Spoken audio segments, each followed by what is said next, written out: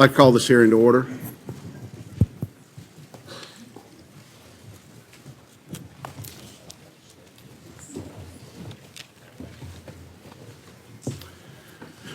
Director Comey, I appreciate your willingness to appear before the committee today, and more importantly, I thank you for your dedicated service and leadership to the Federal Bureau of Investigation. Your appearance today speaks to the trust we have built over the years, and I'm looking forward to a very open and candid discussion today. I'd like to remind my colleagues that we will reconvene in closed session at 1 p.m. today, and I ask that you reserve for that venue any questions that might get into classified information. The director has been very gracious with his time, but the vice chairman and I have worked out a very specific timeline for his commitment to be on the Hill, so we will do everything we can to meet that agreement. The Senate Select Committee on Intelligence exists to certify for the other 85 members of the United States Senate and the American people that the intelligence community is operating lawfully and has the necessary authorities and tools to accomplish its mission and keep America safe. Part of our mission, beyond the oversight we continue to provide to the intelligence community and its activities, is to investigate Russian interference in the 2016 U.S. elections. The committee's work continues. This hearing represents part of that effort. Jim, allegations have been swirling in the press for the last several weeks, and today's your opportunity to set the record straight.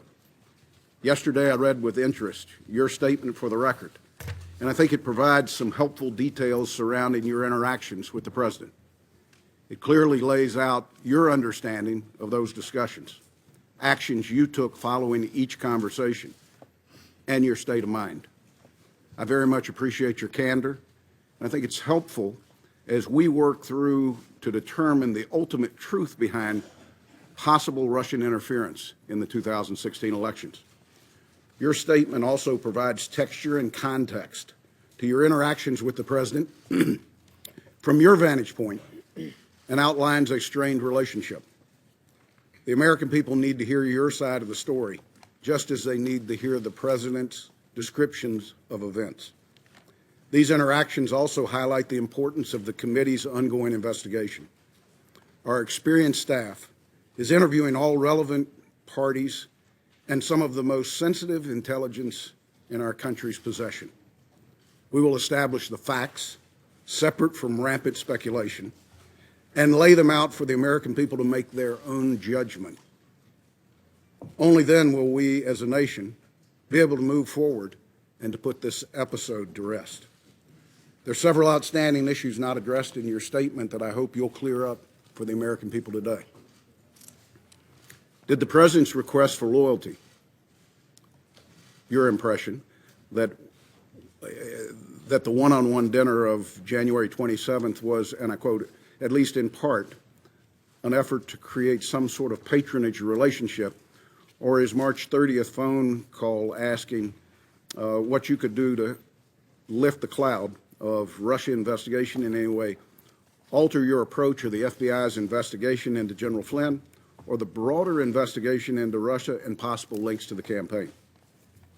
In your opinion, did potential Russian efforts to establish links with individuals in the Trump orbit rise to the level we could define as collusion, or was it a counterintelligence concern? There's been a significant public speculation about your decision-making related to the Clinton email investigation. Why did you decide to publicly announce FBI's recommendations that the Department of Justice not pursue criminal charges? You have described it as a choice between a bad decision and a worse decision. The American people need to understand the facts behind your action. This committee is uniquely suited to investigate Russia's interference in the 2016 elections. We also have a unified bipartisan approach to what is a highly charged partisan issue. Russian activities during 2016 election may have been aimed at one party's candidate, but as my colleague Senator Rubio says frequently, in 2018 and 2020, it could be aimed at anyone, at home or abroad. My colleague, Senator Warner, and I have worked to stay in lockstep on this investigation. We've had our differences on approach at times, but I've constantly stressed that we need to be a team, and I think Senator Warner agrees with me. We must keep these questions above politics and partisanship. It's too important to be tainted by anyone trying to score political points. With that, again, I welcome you, Director, and I turn to the Vice Chairman for any comments he might have. Well, thank you, Mr. Chairman. And let me start by, again, absolutely thanking all the members of the committee for the seriousness in which they've taken on this task. Mr. Comey, thank you for agreeing to come testify as part of this committee's investigation into Russia. I realize that this hearing has been obviously the focus of a lot of Washington in the last few days. But the truth is, many Americans who may be tuning in today probably haven't focused on every twist and turn of the investigation. So I'd like to briefly describe, at least from this senator's standpoint, what we already know and what we're still investigating. To be clear, this investigation is not about relitigating the election. It's not about who won or lost, and it sure as heck is not about Democrats versus Republicans. We're here because a foreign adversary attacked us right here at home, plain and simple, not by guns or missiles, but by foreign operatives seeking to hijack our most important democratic process, our presidential election. Russian spies engaged in a series of online cyber raids and a broad campaign of disinformation, all ultimately aimed at sowing chaos to undermine public faith in our process, in our leadership, and ultimately in ourselves. And that's not just this senator's opinion. It is the unanimous determination of the entire U.S. intelligence community. So we must find out the full story. What the Russians did, and candidly, as some other colleagues have mentioned, why they were so successful. And more importantly, we must determine the necessary steps to take to protect our democracy and ensure they can't do it again. Chairman mentioned elections in 2018 and 2020. In my home state of Virginia, we have elections this year in 2017. Simply put, we cannot let anything or anyone prevent us from getting to the bottom of this. Now, Mr. Comey, let me say at the outset, we haven't always agreed on every issue. In fact, I've occasionally questioned some of the actions you've taken. But I've never had any reason to question your integrity, your expertise, or your intelligence. You've been a straight shooter with this committee and have been willing to speak truth to power, even at the risk of your own career, which makes the way in which you were fired by the president ultimately shocking. Recall, we began this entire process with the president and his staff first denying that the Russians were ever involved and then falsely claiming that no one from his team was ever in touch with any Russians. We know that's just not the truth. Numerous Trump associates had undisclosed contacts with Russians before and after the election, including the president's attorney general, his former national security advisor, and his current senior advisor, Mr. Kushner. That doesn't even begin to count the host of additional campaign associates and advisors who've also been caught up in this massive web. We saw Mr. Trump's campaign manager, Mr. Manafort, forced to step down over ties to Russian-backed entities. The national security advisor, General Flynn, had to resign over his lies about engagements with the Russians. And we saw the candidate himself express an odd and unexplained affection for the Russian dictator while calling for the hacking of his opponent. There's a lot to investigate. Enough, in fact, that then Director Comey publicly acknowledged that he was leading an investigation into those links between Mr. Trump's campaign and the Russian government. As the director of the FBI, Mr. Comey was ultimately responsible for conducting that investigation. which might explain why you're sitting now as a private citizen. What we didn't know was at the same time that this investigation was proceeding, the President himself appears to have been engaged in an effort to influence, or at least co-opt, the Director of the FBI. The testimony that Mr. Comey has submitted for today's hearing is very disturbing. For example, on January 27th, after summoning Director Comey to dinner, the President appears to have threatened the Director's job while telling him, quote, "I need loyalty. I expect loyalty." At a later meeting, on February 14th, the President asked the Attorney General to leave the Oval Office so that he could privately ask Director Comey, again, quote, "to see way clear to letting Flynn go." That is a statement that Director Comey interpreted as a request that he drop the investigation connected to General Flynn's false statements. Think about it. The President of the United States asking the FBI Director to drop an ongoing investigation. And after that, the President called the FBI Director on 2 additional occasions, March 30th and April 11th, and asked him again, quote, to lift the cloud on the Russia investigation. Now, Director Comey denied each of these improper requests. The loyalty pledge, the admonition to drop the Flynn investigation, the request to lift the cloud on the Russia investigation. Of course, after his refusals, Director Comey was fired. The initial explanation for the firing didn't pass any smell test. Somehow Director Comey was fired because he didn't treat Hillary Clinton appropriately. Of course, that explanation lasted about a day because the President himself then made very clear that he was thinking about Russia when he decided to fire Director Comey. Shockingly, reports suggest that the President admitted as much in an Oval Office meeting with the Russians the day after Director Comey was fired. Disparaging our country's top law enforcement official as a quote-unquote nut job, the President allegedly suggested that his firing relieved great pressure on his feelings about Russia. This is not happening in isolation. At the same time the President was engaged in these efforts with Director Comey, he was also, at least allegedly, asking senior leaders of the intelligence community to downplay the Russian investigation or to intervene with the director.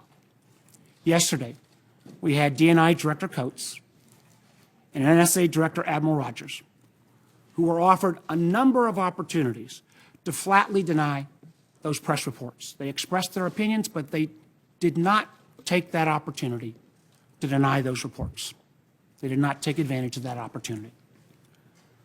In my belief, that's not how the President of the United States should behave. Regardless of the outcome of our investigation into the Russia links, Director Comey's firing and his testimony raise separate and troubling questions that we must get to the bottom of. Again, as I said at the outset, I've seen firsthand how seriously every member of this committee is taking his work. I'm proud of the committee's efforts so far. But let me be clear. This is not a witch hunt. This is not fake news. It is an effort to protect our country from a new threat that, quite honestly, will not go away anytime soon.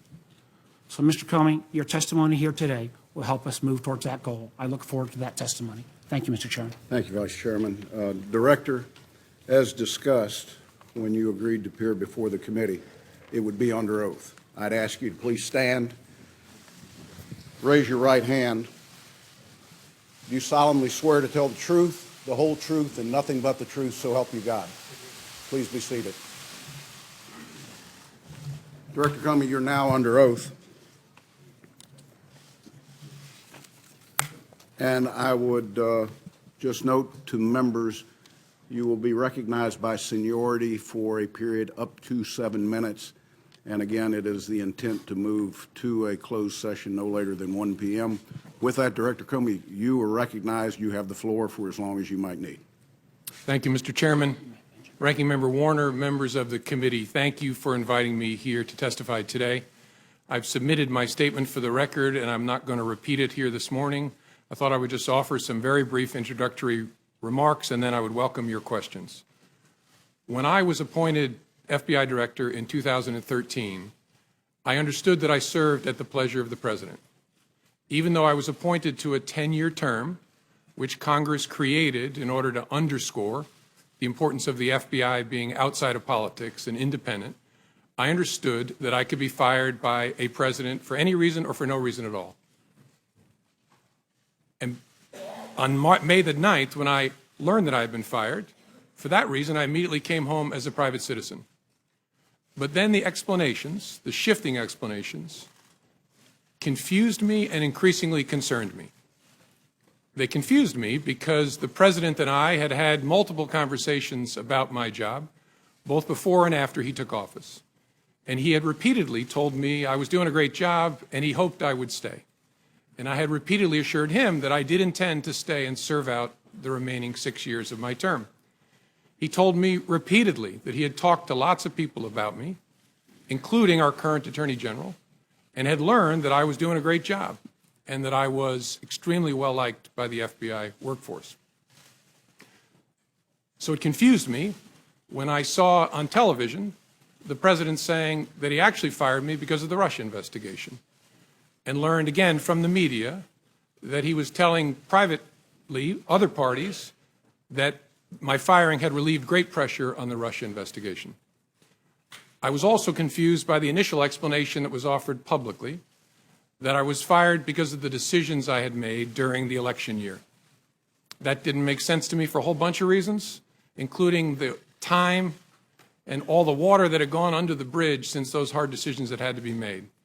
That didn't make any sense to me. And although the law required no reason at all to fire an FBI director, the administration then chose to defame me and, more importantly, the FBI by saying that the organization was in disarray, that it was poorly led, that the workforce had lost confidence in its leader. Those were lies, plain and simple. And I am so sorry that the FBI workforce had to hear them, and I'm so sorry that the American people were told them. I worked every day at the FBI to help make that great organization better. And I say help because I did nothing alone at the FBI. There are no indispensable people at the FBI. The organization's great strength is that its values and abilities run deep and wide. The FBI will be fine without me. The FBI's mission will be relentlessly pursued by its people, and that mission is to protect the American people and uphold the Constitution of the United States. I will deeply miss being part of that mission, but this organization and its mission will go on long beyond me and long beyond any particular administration. I have a message before I close for my former colleagues of the FBI, but first I want the American people to know this truth. The FBI is honest, the FBI is strong, and the FBI is and always will be independent. And now to my former colleagues, if I may. I am so sorry that I didn't get the chance to say goodbye to you properly. It was the honor of my life to serve beside you, to be part of the FBI family, and I will miss it for the rest of my life. Thank you for standing watch. Thank you for doing so much good for this country. Do that good as long as ever you can. And Senators, I look forward to your questions. Director, thank you for that testimony, both oral and the written testimony that you provided to the committee yesterday and made public to the American people. Chair would recognize himself first for 12 minutes, Vice Chair for 12 minutes based upon the agreement we have. Director, did the Special Counsel's Office review and or edit your written testimony? No. Do you have any doubt that Russia attempted to interfere in the 2016 elections? None. Do you have any doubt that the Russian government was behind the intrusions in the DNC and the DCCC systems and the subsequent leaks of that information? No, no doubt. Do you have any doubt that the Russian government was behind the cyber intrusion into state voter files? No. Do you have any doubt that officials of the Russian government were fully aware of these activities? No doubt. Are you confident that no votes cast in the 2016 presidential election were altered? I'm confident. By the time when I left as director, I had seen no indication of that whatsoever. Director Comey, did the president at any time ask you to stop the FBI investigation into Russian involvement in the 2016 U.S. elections? Not to my understanding, no. Did any individual working for this administration, including the Justice Department, ask you to stop the Russian investigation? No. Director, when the president requested that you, and I quote, let Flynn go, General Flynn had an unreported contact with the Russians, which is an offense. And if press accounts are right, there might have been discrepancies between facts and his FBI testimony. In your estimation, was General Flynn at that time in serious legal jeopardy? And in addition to that, do you sense that the president was trying to obstruct justice or just seek for a way for Mike Flynn to save face, given he had already been fired? Well, General Flynn at that point in time was in legal jeopardy. There was an open FBI criminal investigation of his statements in connection with the Russian contacts and the contacts themselves. And so that was my assessment at the time. I don't think it's for me to say whether the conversation I had with the president was an effort to obstruct. I took it as a very disturbing thing, very concerning, but that's a conclusion I'm sure the special counsel will work towards to try and understand what the intention was there and whether that's an offense. Director, is it possible that as part of this FBI investigation, the FBI could find evidence of criminality that is not tied to the 2016 elections, possible collusion, or coordination with Russians? Sure. So there could be something that just fits a criminal aspect to this that doesn't have anything to do with the 2016 election cycle. Correct. In any complex investigation, when you start turning over rocks, sometimes you find things that are unrelated to the primary investigation that are criminal in nature. Director Comey, you have been criticized publicly for the decision to present your findings on the email investigation directly to the American people. Have you learned anything since that time that would have changed what you said or how you chose to inform the American people?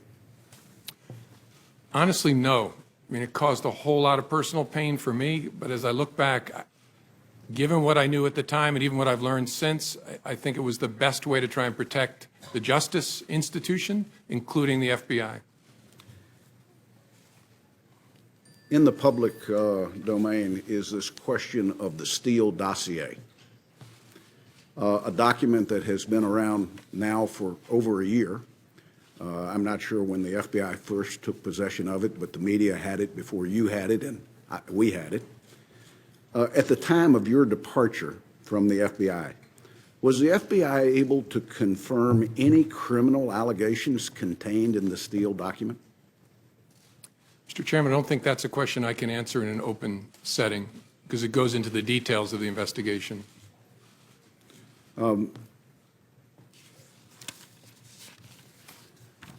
Director, the term we hear most often is collusion. When people are describing possible links between Americans and Russian government entities related to the interference in our election, would you say that it's normal for foreign governments to reach out to members of an incoming administration? Yes. At what point does the normal contact cross the line into an attempt to recruit agents or influence or spies? Difficult to say in the abstract. It depends upon the context, whether there's an effort to keep it covert, what the nature of the requests made of the American by the foreign government are. It's a judgment call based on a whole lot of facts. At what point would that recruitment become a counterintelligence threat to our country?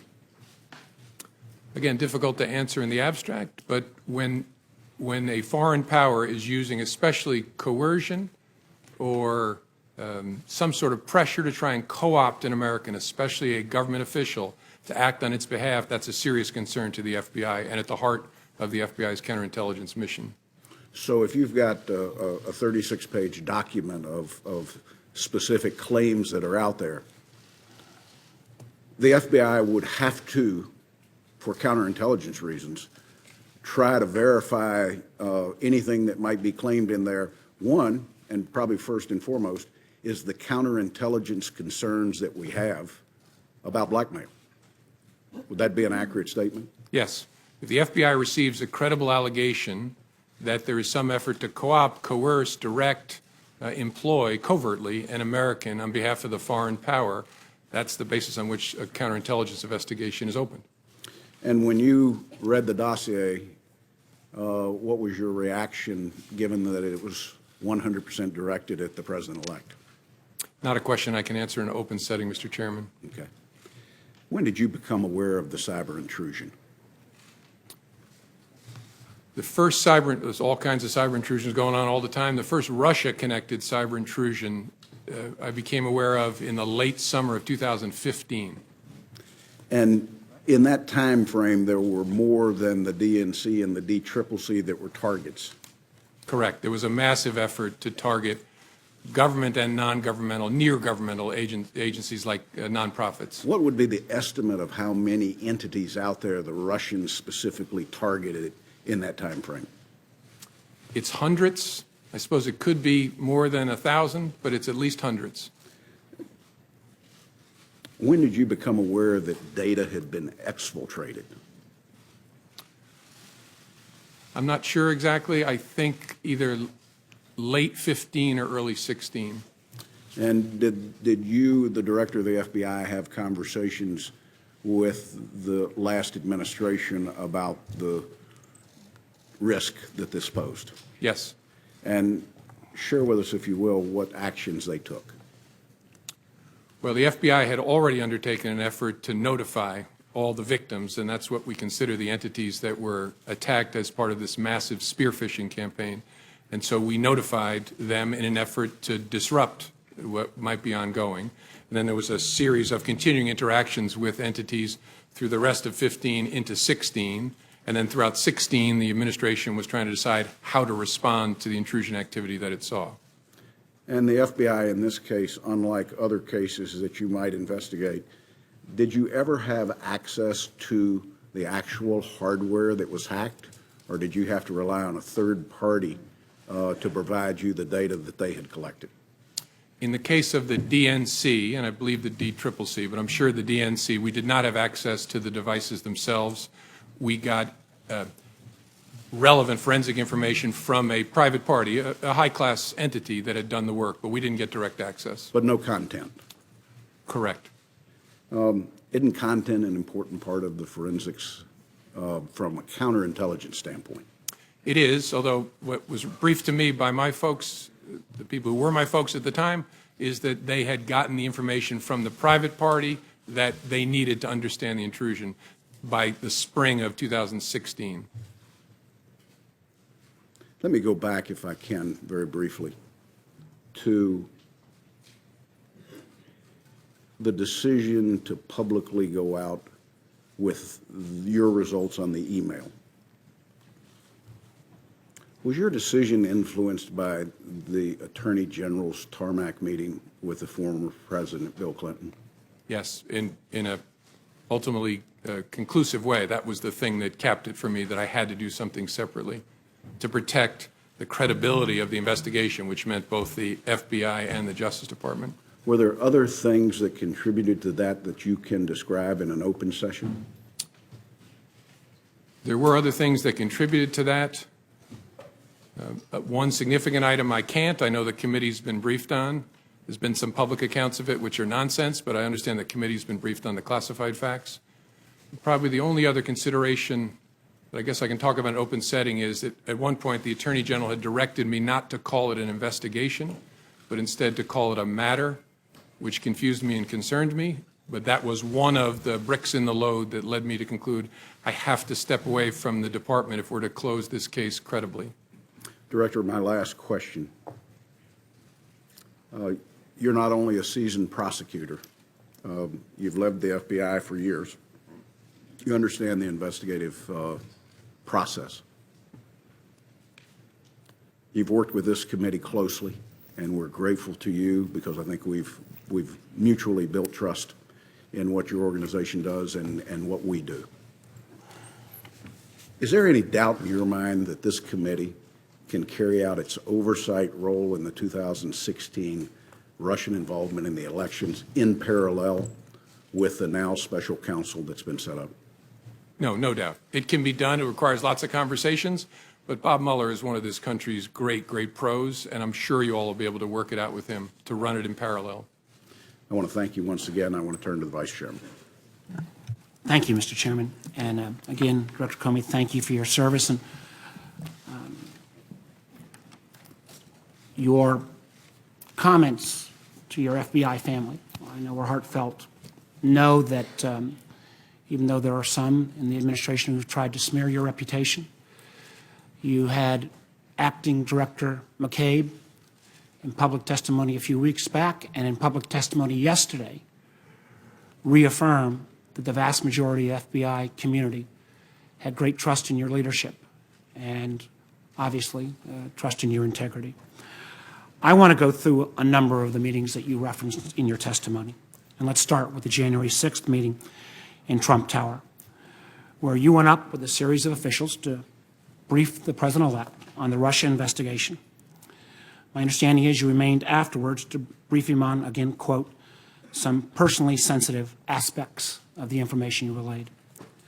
Now, you said after that briefing, you felt compelled to document that conversation, that you actually started documenting it as soon as you got into the car. Now, you've had extensive experience at the Department of Justice and at the FBI. You've worked under presidents of both parties. What was it about that meeting that led you to determine that you needed to start putting down a written record?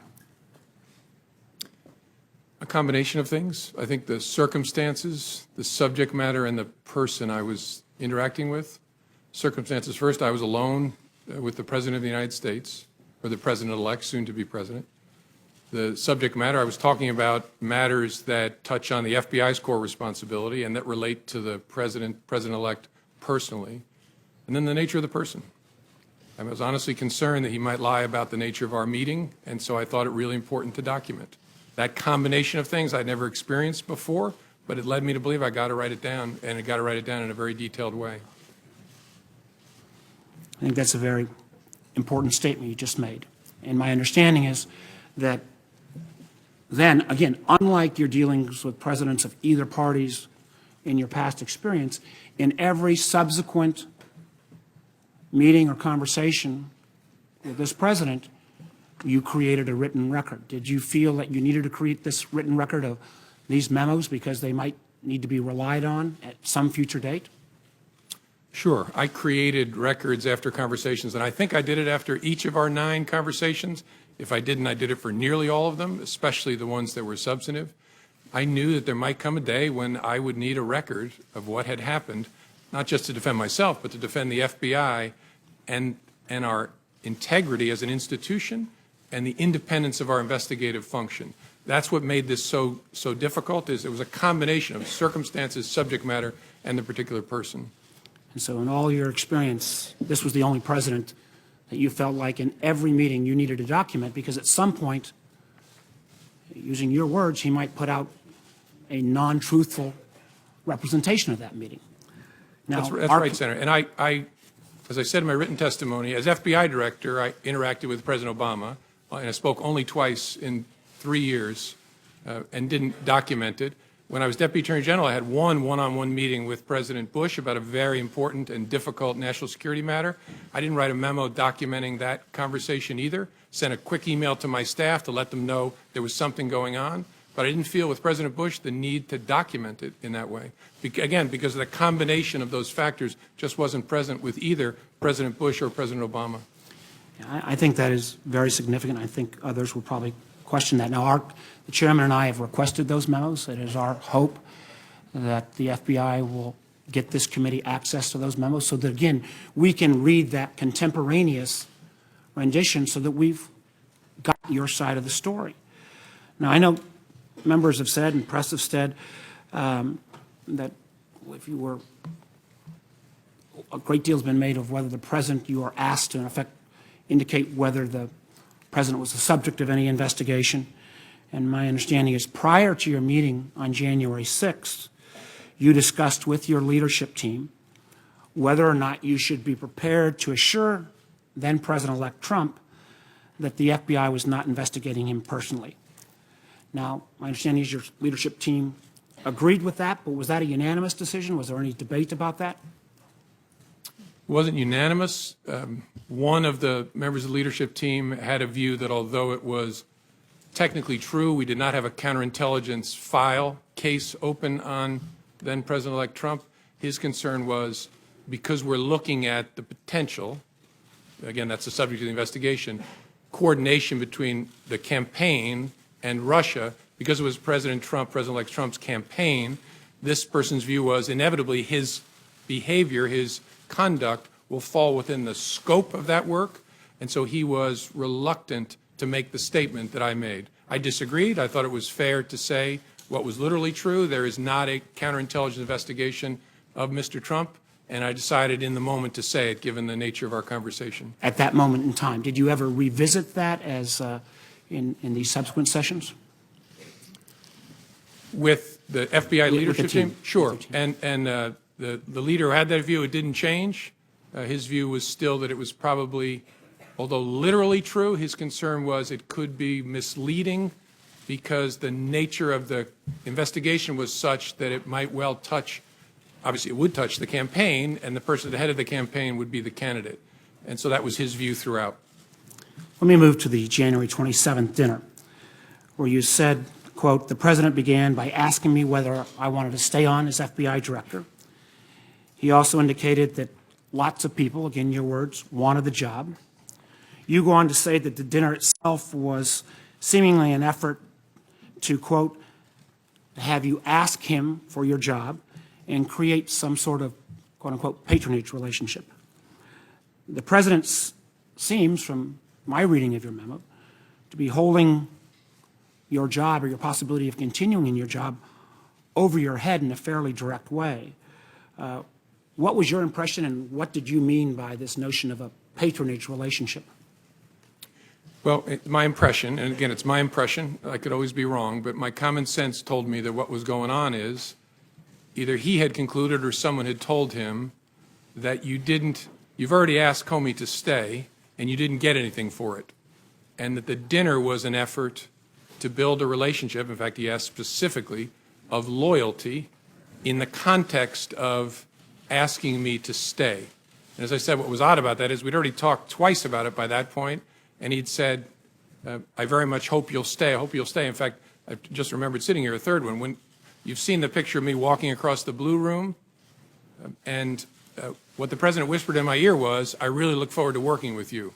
So after those encounters... And that was just a few days before you were fired. Yeah, that was on the Sunday after the inauguration. The next Friday I have dinner, and the president begins by wanting to talk about my job. And so I'm sitting there thinking, wait a minute, 3 times you've already asked me to stay or talked about me staying. My common sense, again, I could be wrong, but my common sense told me what's going on here is that he's looking to get something in exchange for granting my request to stay in the job. And again, we all understand, I was the governor, I had people work for me, but this constant request, and again, quoting you, him saying that he, despite you explaining your independence, he kept coming back to, I need loyalty, I expect loyalty. Had you ever had any of those kind of requests before from anyone else you'd worked for in the government? No. And what made me uneasy was I'm, at that point, the director of the FBI. The reason that Congress created a 10-year term is so that the director is not feeling as if they're serving with political loyalty owed to any particular person. The statue of justice has a blindfold on because you're not supposed to be peeking out to see whether your patron is pleased or not with what you're doing.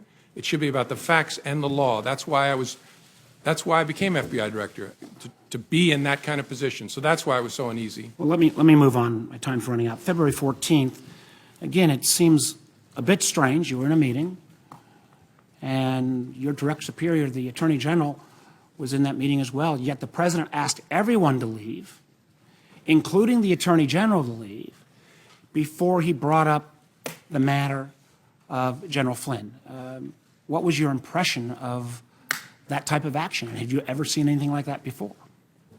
No. My impression was something big is about to happen. I need to remember every single word that is spoken. And again, I could be wrong. I'm 56 years old. I've been seen a few things. My sense was the Attorney General knew he shouldn't be leaving, which is why he was lingering. And I don't know Mr. Kushner well, but I think he picked up on the same thing. And so I knew something was about to happen that I needed to pay very close attention to. And I found it very interesting that in the memo that you wrote after this February 14th pull-aside, you made clear that you wrote that memo in a way that was unclassified. If you affirmatively made the decision to write a memo that was unclassified, was that because you felt at some point the facts of that meeting would have to come clean and come clear and actually be able to be cleared in a way that could be shared with the American people? Well, I remember thinking this is a very disturbing development, really important to our work. I need to document it and preserve it in a way, and this committee gets this, but sometimes when things are classified, it tangles them up. It's hard Amen. to share it within an investigative team. You have to be very careful about how you handle it for good reason. So my thinking was if I write it in such a way that I don't include anything that would trigger a classification, that'll make it easier for us to discuss within the FBI and the government and to hold on to it in a way that makes it accessible to us. Well, again, it's our hope, particularly since you're a pretty knowledgeable guy and you wrote this in a way that was unclassified, that this committee will get access to that unclassified document. I think it would be very important to our investigation. Let me just ask this in closing. How many ongoing investigations at any time does the FBI have going on? Tens of thousands. Tens of thousands. Did the President ever ask about any other ongoing investigation? No. Did he ever ask about you trying to interfere on any other investigation? No. I think, again, this speaks volumes. This doesn't even get to the questions around the phone calls about lifting the cloud. I know other members will get to that, but I really appreciate your testimony and appreciate your service to our nation. Thank you, Senator Warner. You know, I'm sitting here going through my contacts with him. I had one conversation with the President that was classified where he asked about an ongoing intelligence investigation. It was brief and entirely professional. But he didn't ask you to take any specific Oh, no. action on that, No. unlike what he had done vis-a-vis Mr. Flynn and the overall Russia investigation. Correct. Thank you, sir. Senator Risch. Thank you very much. Mr. Comey, thank you for your service. America needs more like you, and we really appreciate it. Yesterday, I got, and everybody got, the 7 pages of your direct testimony that's now part of the record here. And the first, I read it, then I read it again, and all I could think was, number one, how much I hated the class of legal writing when I was in law school. And you were the guy that probably got the A after reading this. So I find it clear, I find it concise, and having been a prosecutor for a number of years and handling hundreds, maybe thousands of cases and read police reports, investigative reports, this is as good as it gets, and I really appreciate that. Not only the conciseness and the clearness of it, but also the fact that you have things that were written down contemporaneously when they happened, and you actually put them in quotes, so we know exactly what happened, and we're not getting some rendition of it that's in your mind. So, Thank you, so sir. you're to be complimented for I had that. great parents and great teachers who beat that into me. That's obvious, sir. The chairman walked you through a number of things that the American people need to know and want to know. Number one, obviously, we all know about the active measures that the Russians have taken. I think a lot of people were surprised at this. Those of us that work in the intelligence community, it didn't come as a surprise, but now the American people know this, and it's good they know this because this is serious and it's a problem. I think, secondly, I gather from all this that you're willing to say now that while you were director, the President of the United States was not under investigation. Is that a fair statement? That's correct. All right. So that's a fact that we can rely on at this Yes, sir. point. Okay. I remember you talked with us shortly after February 14th when the New York Times wrote an article that suggested that the Trump campaign was colluding with the Russians. You remember reading that article when it first came out? I do. It was about allegedly extensive electronic surveillance. That Correct. had communications. Yes, I do. And that upset you to the point where you actually went out and surveyed the intelligence community to see whether you were missing something in that. Is that correct? That's correct. I want to be careful in open setting, but I'm not going to go any further than that Okay. with it, so thank you. In addition to that, after that, you sought out both Republican and Democrat senators to tell them that, hey, I don't know where this is coming from, but this is not the case. This is not factual. Do you recall that? yes. Okay. So again, so the American people can understand this, that report by the New York Times was not true. Is that a fair statement? Yeah, in the main, it was not true. And again, all of you know this, maybe the American people don't. The challenge, and I'm not picking on reporters about writing stories about classified information, is the people talking about it often don't really know what's going on, and those of us who actually know what's going on are not talking about it. And we don't call the press to say, hey, you got that thing wrong about this sensitive topic. We just have to leave it there. I mentioned to the chairman the nonsense around what influenced me to make the July 5th statement. Nonsense, but I can't go explaining how it's nonsense. Thank you. All right, so those three things we now know regarding the active measures with the president's under investigation and the collusion between the Russian, the Trump campaign and the Russians.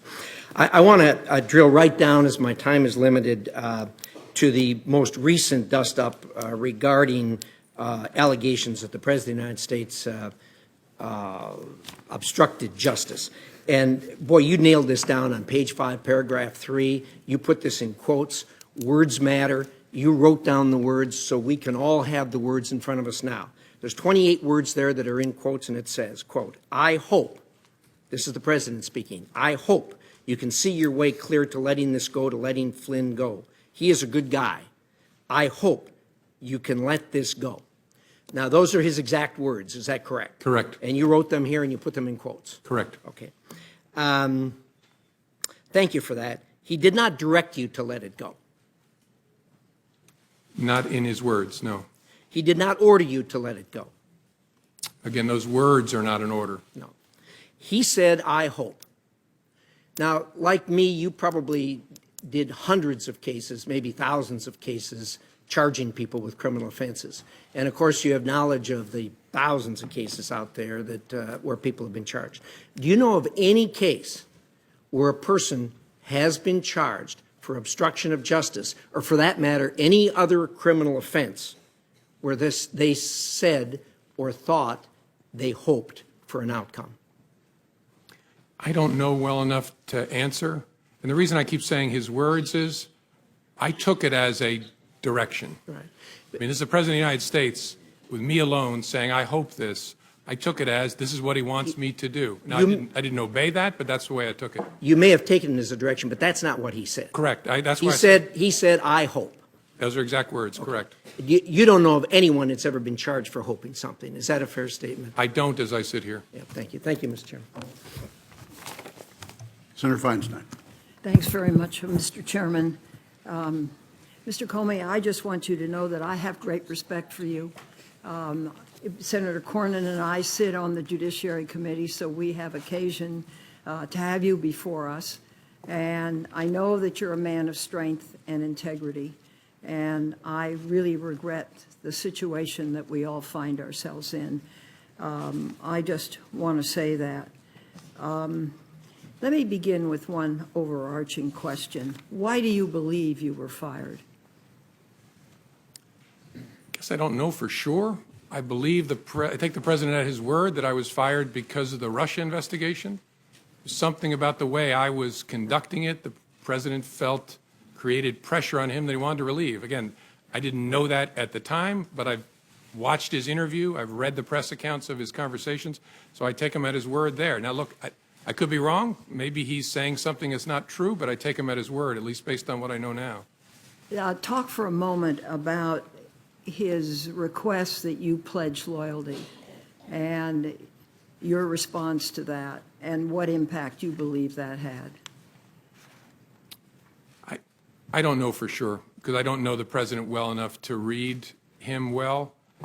I think it was first of all, our relationship didn't get off to a great start, given the conversation I had to have on January 6th. This was not, this didn't improve the relationship because it was very, very awkward. He was asking for something and I was refusing to give it. But again, I don't know him well enough to know how he reacted to that exactly. Do you believe the Russia investigation played a role? And why I was fired? Yes. Yes, because I've seen the president say so. Let's go to the Flynn issue. Senator Risch outlined, I hope you could see your way to letting Flynn go. He's a good guy. I hope you can let this go. But you also said in your written remarks, and I quote, that you had understood the president to be requesting that we drop any investigation of Flynn in connection with false statements about his conversations with the Russian ambassador in December, end quote. Please go into that with more detail. Well, the context and the president's words are what led me to that conclusion. As I said in my statement, I could be wrong, but Flynn had been forced to resign the day before. And the controversy around General Flynn at that point in time was centered on whether he had lied to the vice president about the nature of his conversations with the Russians, whether he had been candid with others in the course of that. And so that happens on the day before. On the 14th, the president makes specific reference to that. And so that's why I understood him to be saying that what he wanted me to do was drop any investigation connected to Flynn's account of his conversations with the Russians. Now, here's the question. You're big, you're strong. I know the Oval Office, and I know what happens to people when they walk in. There is a certain amount of intimidation. But why didn't you stop and say, Mr. President, this is wrong. I cannot discuss this with you? It's a great question. Maybe if I were stronger, I would have. I was so stunned by the conversation that I just took it in. And the only thing I could think to say, because I was playing in my mind, because I was going to remember every word he said, I was playing in my mind, what should my response be? And that's why I very carefully chose the words. And look, I've seen the tweet about tapes. Lordy, I hope they're tapes. I remember saying, I agree he's a good guy, as a way of saying I'm not agreeing with what you just asked me to do. Again, maybe other people would be stronger in that circumstance, but that's how I conducted myself. I hope I'll never have another opportunity. Maybe if I did it again, I would do it better. You described 2 phone calls that you received from President Trump, one on March 30 and one on April 11, where he, quote, described the Russia investigation as a cloud that was impairing his ability, end quote, as president, and asked you, quote, to lift the cloud, end quote. How did you interpret that? And what did you believe he wanted you to do? I interpreted that as he was frustrated that the Russia investigation was taking up so much time and energy. I think he meant of the executive branch, but in the public square in general, and it was making it difficult for him to focus on other priorities of his. But what he asked me was actually narrower than that. So I think what he meant by the cloud, and again, I could be wrong, but what I think he meant by the cloud was the entire investigation is taking up oxygen and making it hard for me to focus on the things I want to focus on.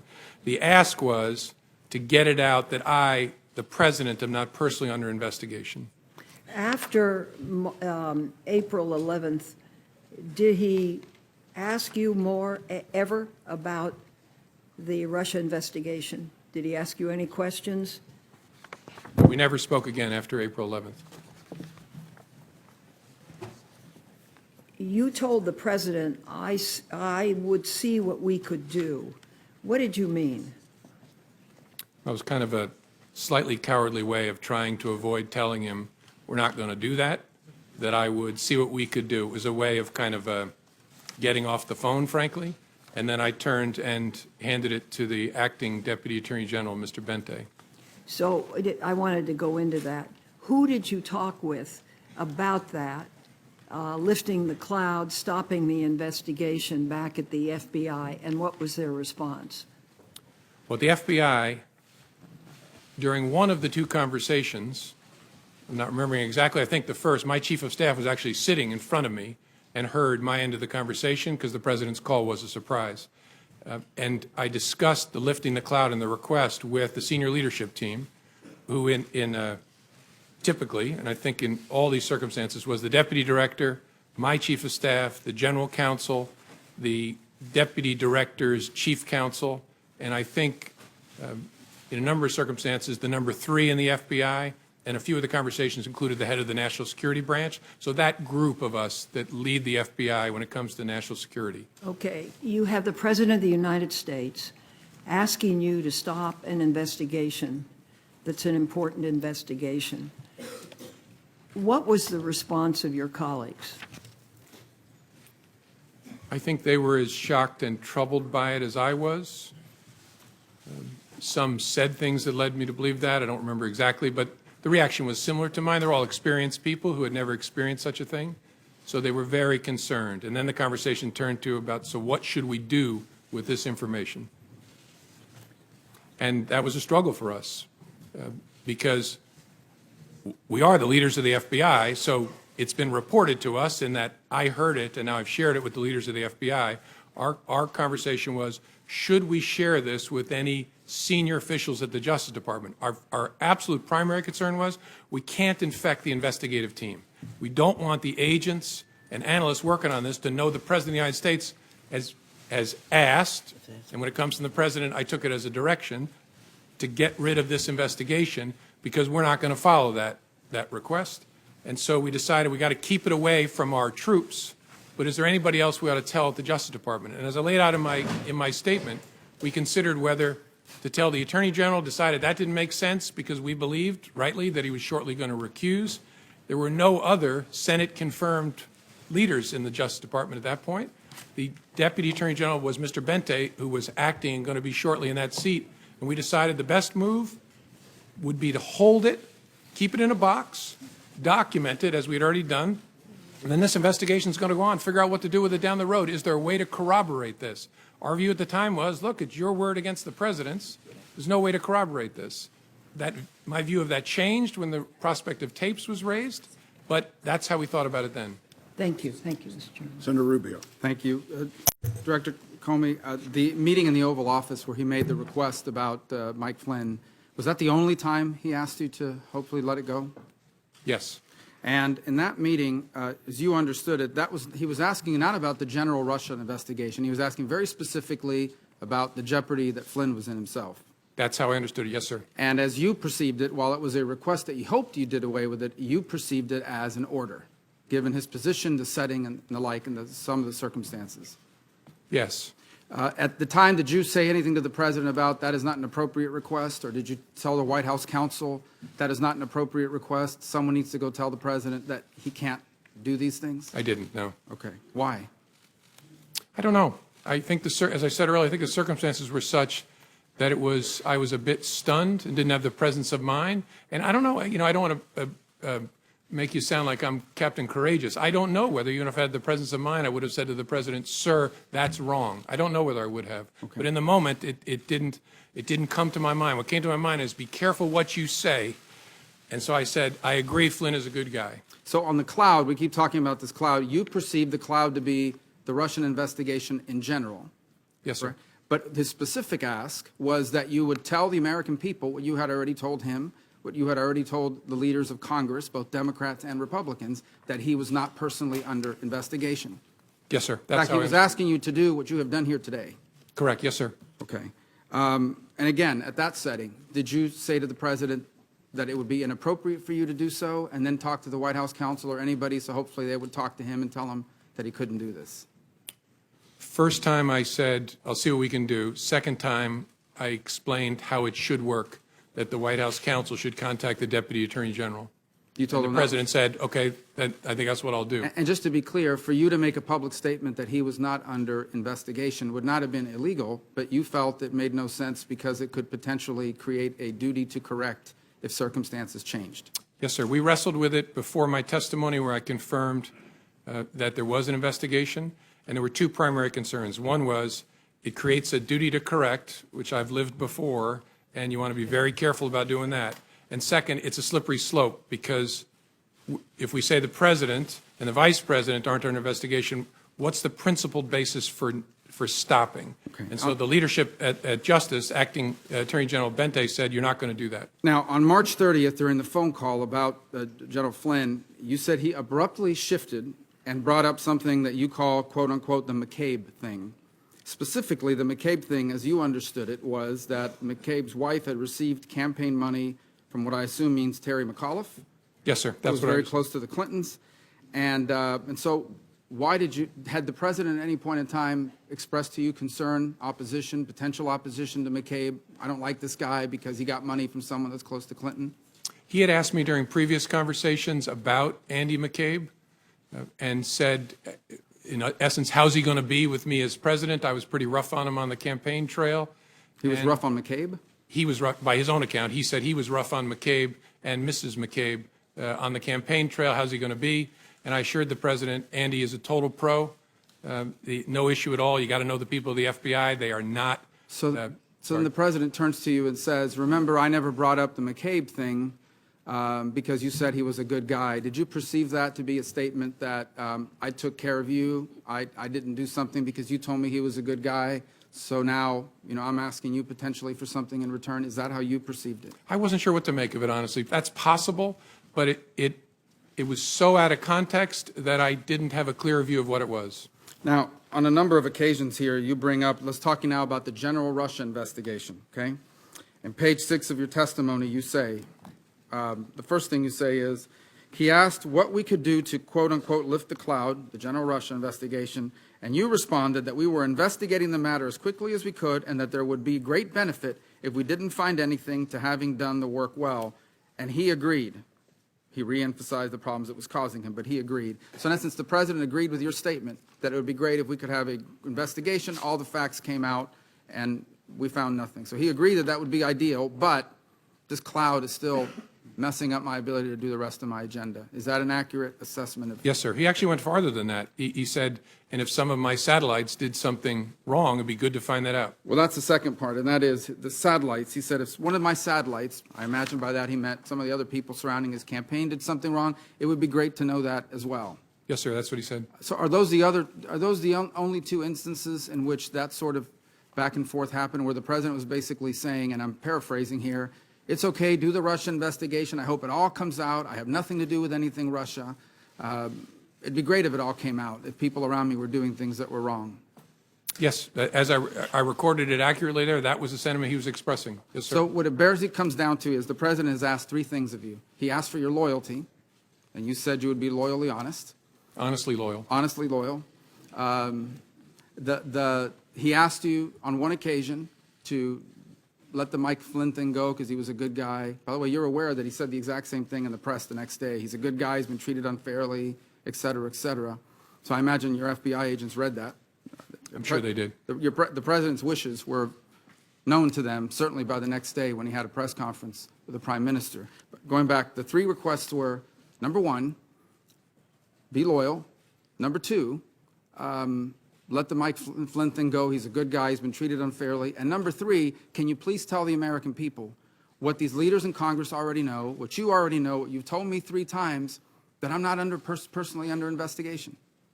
Those are the 3 things he asked. Yes, sir. You know, this investigation is full of leaks left and right. I mean, we've learned more from the newspapers sometimes than we do from our open hearings, for sure. You ever wonder why, of all the things in this investigation, the only thing that's never been leaked is the fact that the president was not personally under investigation, despite the fact that both Democrats and Republicans and the leadership of Congress knew that and have known that for weeks? I don't know. I find matters that are briefed to the Gang of 8 are pretty tightly held, in my experience. Finally, who are those senior leaders at the FBI that you shared these conversations with? As I said in response to Senator Feinstein's question, Deputy Director, my Chief of Staff, General Counsel, the Deputy Director's Chief Counsel, and then more often than not, the number 3 person at the FBI who's the Associate Deputy Director, and then quite often the head of the National Security Branch. Senator Wyden. Thank you, Mr. Chairman. Mr. Comey, welcome. You and I have had significant policy differences over the years, particularly protecting Americans' access to secure encryption. but I believe the timing of your firing stinks. And yesterday you put on the record testimony that demonstrates why the odor of presidential abuse of power is so strong. Now to my questions. In talking to Senator Warner about this dinner that you had with the president, I believe January 27th, all in one dinner, the president raised your job prospects, he asked for your loyalty, and denied allegations against him. All took place over one supper. Now, you told Senator Warner that the president was looking to, quote, get something. Looking back, did that dinner suggest that your job might be contingent on how you handled the investigation? I don't know that I'd go that far. I got the sense my job would be contingent upon how he felt I, excuse me, how he felt I conducted myself and whether I demonstrated loyalty. But I don't know whether I go so far as to connect it to the You said investigation. the president was trying to create some sort of patronage relationship. In a patronage relationship, isn't the underling expected to behave in a manner consistent with the wishes of the boss? Yes. Okay. Or at least consider how what you're doing will affect the boss as a significant consideration. Let me turn to the Attorney General. In your statement, you said that you and the FBI leadership team decided not to discuss the president's actions with Attorney General Sessions, even though he had not recused himself. What was it about the Attorney General's own interactions with the Russians or his behavior with regard to the investigation that would have led the entire leadership of the FBI to make this decision? Our judgment, as I recall, was that he was very close to and inevitably going to recuse himself for a variety of reasons. We also were aware of facts that I can't discuss in an open setting that would make his continued engagement in a Russia-related investigation problematic. And so we were convinced, and in fact, I think we'd already heard that the career people were recommending that he recuse himself, that he was not going to be in contact with Russia-related matters much longer. And that turned out to be the case. How would you characterize Attorney General Sessions' adherence to his recusal, in particular with regard to his involvement in your firing, which the President has acknowledged was because of the Russian investigation? That's a question I can't answer. I think it's a reasonable question. If, as the President said, I was fired because of the Russia investigation, why was the Attorney General involved in that chain? I don't know. And so I don't have an answer for the question.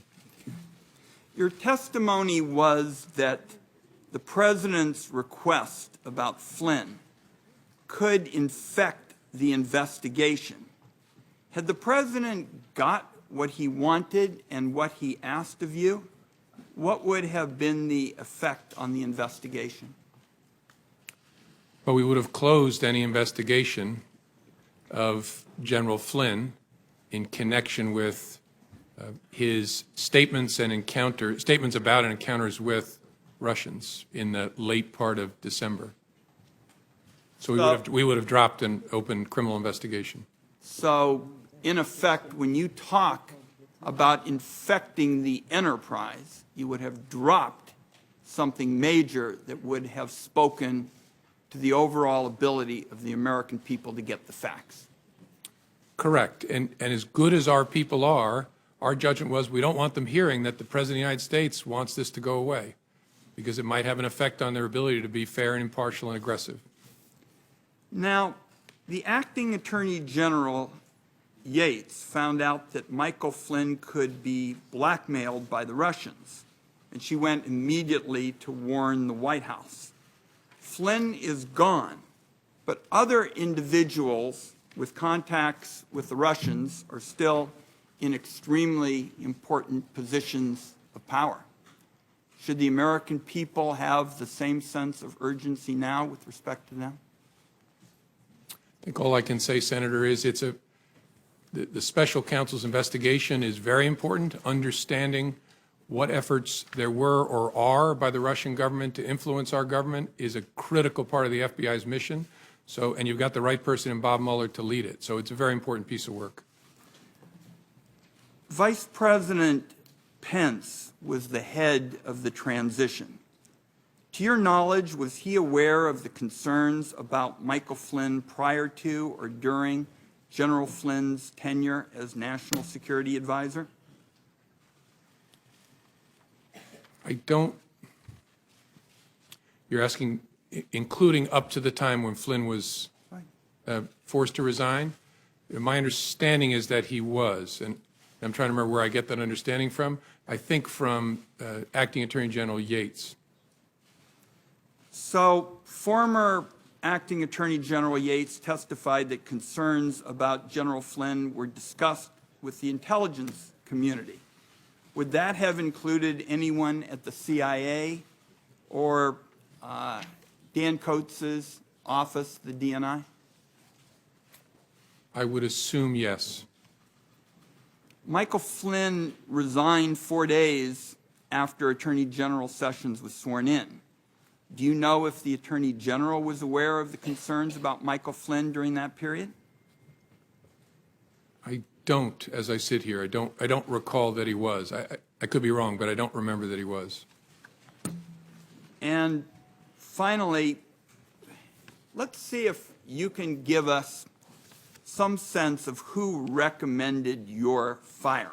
Besides the letters from the Attorney General, the Deputy Attorney General, do you have any information on who may have recommended or have been involved in your firing? I don't. Okay. Thank you, Mr. Chairman. Senator Collins. Thank you, Mr. Chairman. Mr. Comey, let me begin by thanking you for your voluntary compliance with our request to appear before this committee and assist us in this very important investigation. I want first to ask you about your conversations with the president, the 3 conversations in which you told him that he was not under investigation. The first was during your January 6th meeting, according to your testimony, in which it appears that you actually volunteered that assurance. Is that correct? That's correct.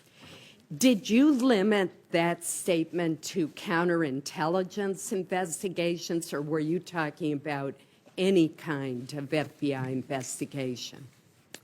I didn't use the term counterintelligence. I was speaking to him and briefing him about some salacious and unverified material. It was in the context of that he had a strong and defensive reaction about that not being true. And my reading of it was important for me to assure him we were not personally investigating him. And so the context then was actually narrower, focused on what I just talked to him about. But it was very important because it was first true, and second, I was worried very much about being in kind of a J. Edgar Hoover type situation. I didn't want him thinking that I was briefing him on this to sort of hang it over him in some way. I was briefing him on it because we had been told by the media it was about to launch. We didn't want to be keeping that from him, and if there was he needed to know this was being said. But I was very keen not to leave him with an impression that the Bureau was trying to do something to him, and so that's the context in which I said, sir, we're not personally investigating you. And then and that's why you volunteered the information. Yes, ma'am. Correct. Then on the January 27th dinner, you told the president that he should be careful about asking you to investigate because, quote, you might create a narrative that we were investigating him personally, which we weren't. Again, were you limiting that statement to counterintelligence investigations or more broadly, such as a criminal investigation? The context was very similar. I didn't modify the word investigation. It was, again, he was reacting strongly again to that unverified material, saying, I'm tempted to order you to investigate it. And that, in the context of that, I said, sir, you want to be careful about that because it might create a narrative we're investigating you personally. And then there was the March 30th phone call with the president in which you reminded him that congressional leaders have been briefed that we were not personally, the FBI was not personally investigating President Trump. And again, was that statement to congressional leaders and to the president limited to counterintelligence investigations, or was it a broader statement? I'm trying to understand whether there was any kind of investigation of the president underway. No, I'm sorry. And if I misunderstood, I apologize. We briefed the congressional leadership about what Americans we had opened counterintelligence investigation cases on, and we specifically said the president is not one of those Americans.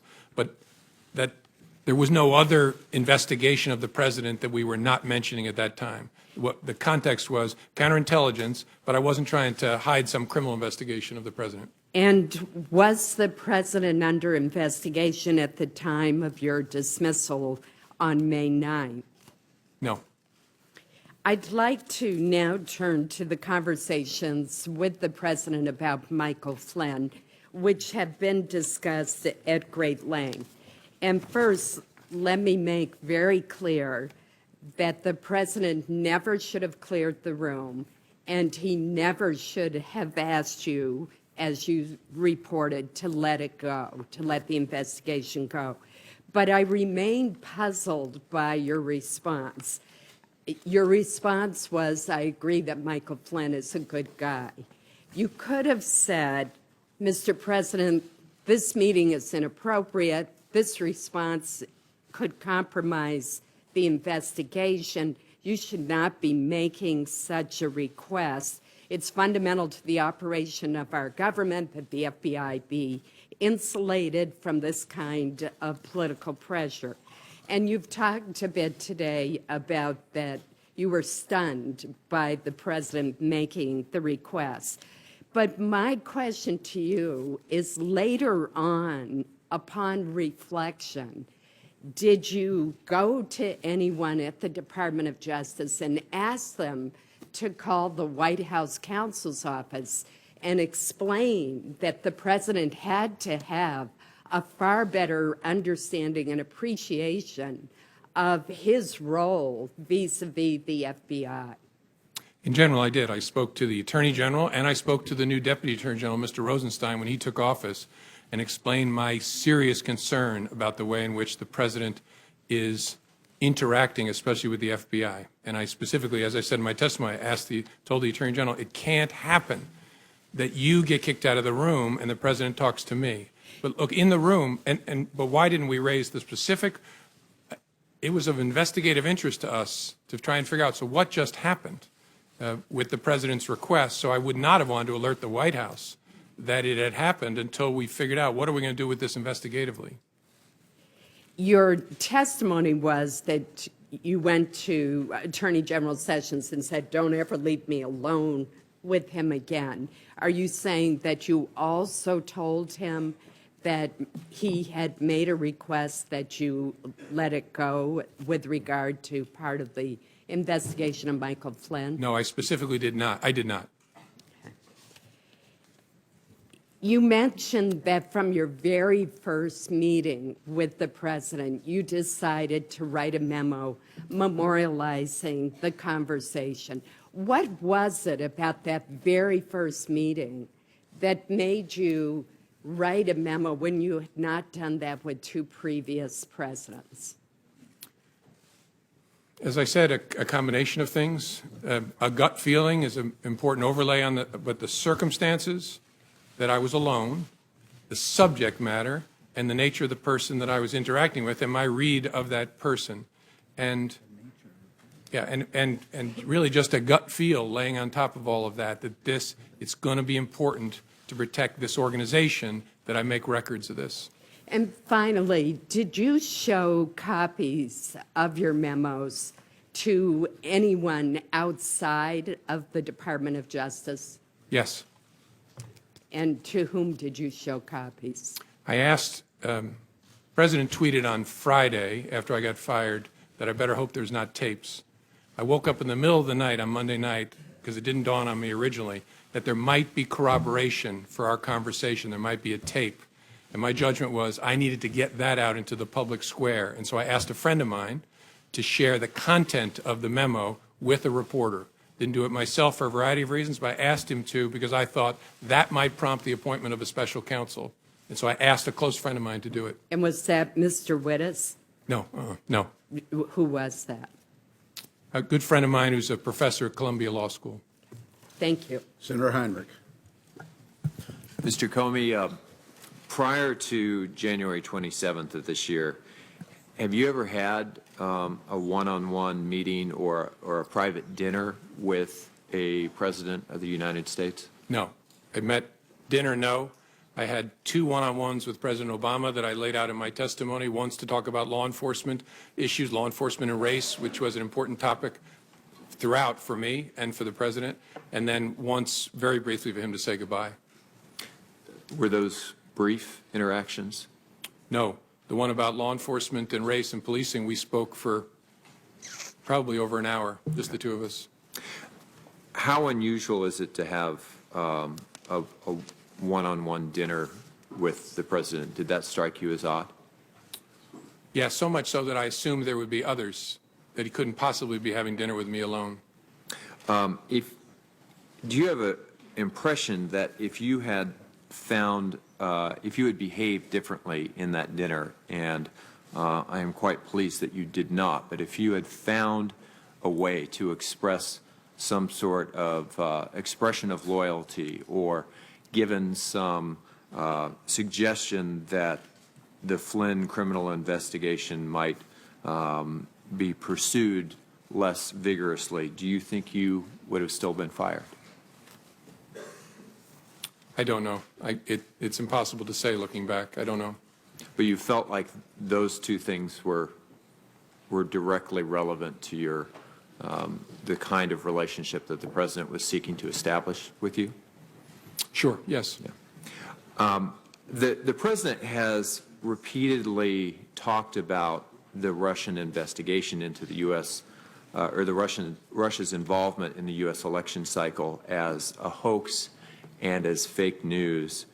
Can you talk a little bit about what you saw as FBI director, and obviously only the parts that you can share in this setting, that demonstrate how serious this action actually was and why there was an investigation in the first place?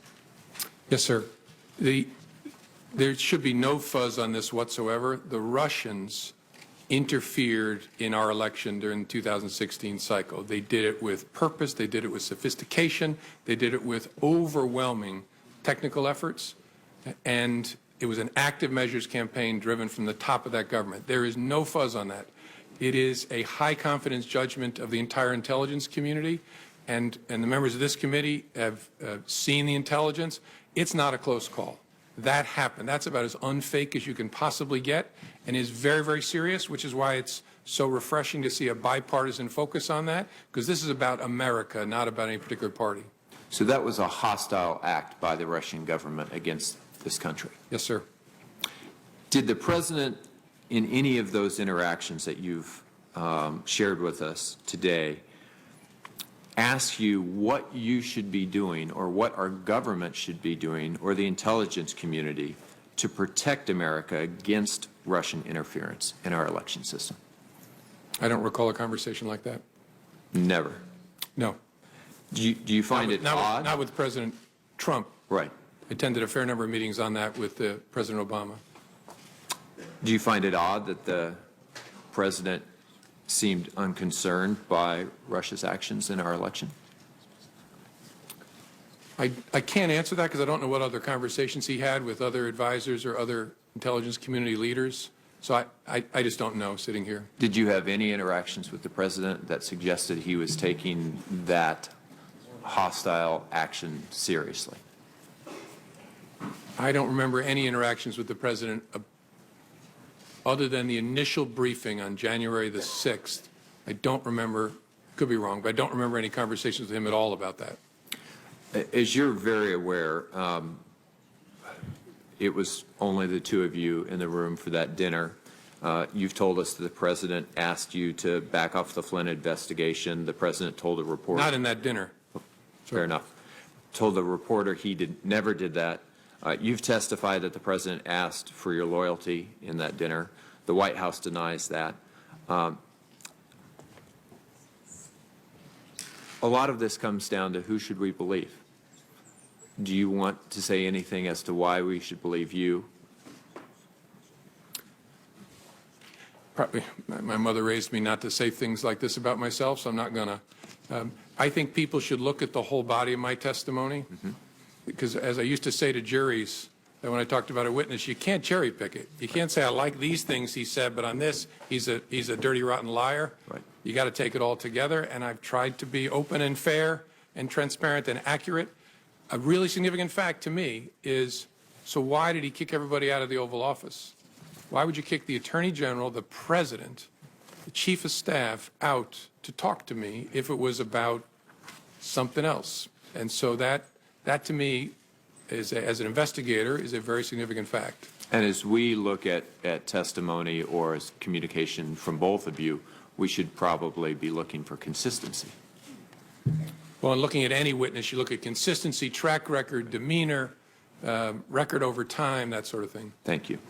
So there are reports that the incoming Trump administration, either during the transition and or after the inauguration, attempted to set up a sort of backdoor communication channel with the Russian government using their infrastructure, their devices or facilities.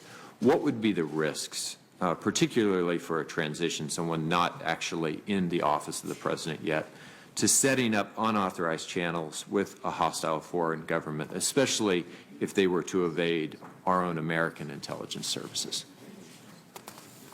I'm not going to comment on whether that happened in an open setting, but the primary risk is obvious. You spare the Russians the cost and effort of having to break into our communications channels by using theirs.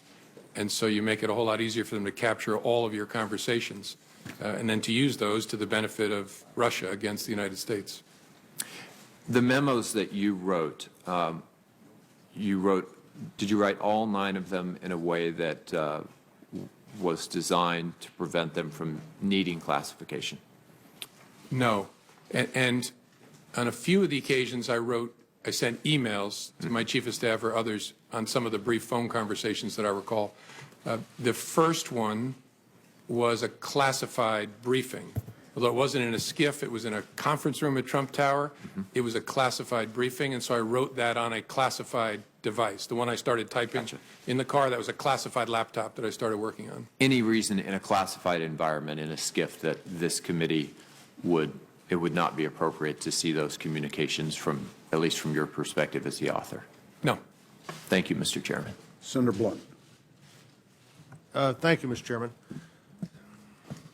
Mr. Comey, when you were terminated at the FBI, I said and still continue to feel that you have provided years of great service to the country. I also said that I'd had significant questions over the last year about some of the decisions you made. If the president hadn't terminated your service, would you still be, in your opinion, the director of the FBI today? Yes, sir. So you took as a direction from the president something that you thought was serious and troublesome, but continued to show up for work the next day. Yes, sir. And 6 weeks later, we're telling the president on March the 30th that he was not personally the target of any investigation. Correct. On March the 30th, and I think again on April 11th as well, I told him we're not investigating him personally. That was true. Well, the point to me, the concern to me there is that all these things are going on. You now, in retrospect, or at least you now, to this committee, that you had serious concerns about what the president had, you believe, directed you to do, and had taken no action, hadn't even reported up the chain of command, assuming you believe there is an up the chain of command, that these things had happened. Do you have a sense of that, looking back, that that was a mistake? No. In fact, I think no action was the most important thing I could do to make sure there was no interference with the investigation. And on the Flynn issue specifically, I believe you said earlier that you believe the president was suggesting you drop any investigation of Flynn's account of his conversation with the Russian ambassador. which was essentially misleading the vice president and others? Correct. And I'm not going to go into the details, but whether there were false statements made to government investigators as well. Any suggestion that General Flynn had violated the Logan Act, I always find pretty incredible. The Logan Act's been on the books for over 200 years. Nobody's ever been prosecuted for violating the Logan Act. My sense would be that the discussion, not the problem, misleading investigators or the vice president might have been. That's fair. Yes, sir. And had you previously on February the 14th discussed with the president in the previous meeting anything your investigators had learned or their impressions from talking to Flynn? No, sir. So he said he's a good guy, you said he's a good guy, and that was no further action taken on that. Well, he said more than that, but there was no, the action was, I wrote it up, briefed our senior team, tried to figure out what to do with it, and just made a decision. We're going to hold this and then see what we make of it down the road. Yes, sir. Was it your view that not briefing up meant you really had no responsibility to report that to the Justice Department in some way? I think at some point, and I don't know what Director Mueller is going to do with it, but at some point, I was sure we were going to brief it to the team in charge of the case. But our judgment was, in the short term, doesn't make sense to, no fuzz on the fact I reported to the Attorney General. That's why I stressed he shouldn't be kicked out of the room.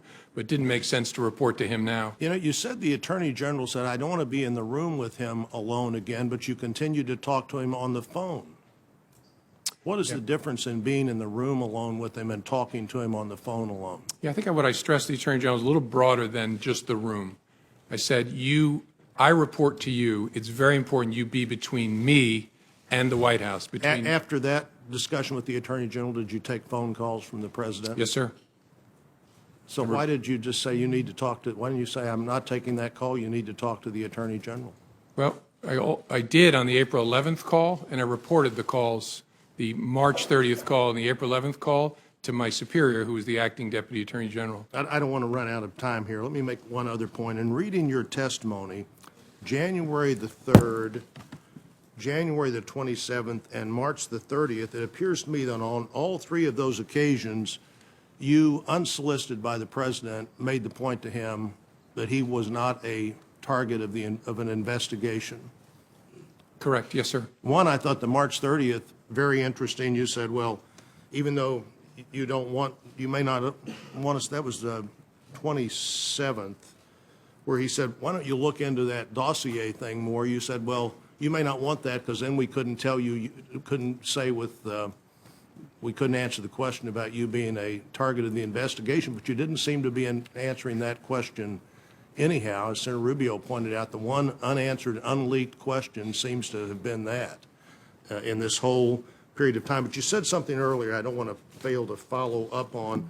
You said after you were dismissed, you gave information to a friend so that friend could get that information into the public media. Correct. What kind of information was that? What kind of information did you give to a friend? That the Flynn conversation, that the President had asked me to let the Flynn, I mean, I'm forgetting my exact own words, but the conversation in the Oval Office. So you didn't consider your memo or your sense of that conversation to be a government document. You considered it to be somehow your own personal document that you could share with the media as you wanted to?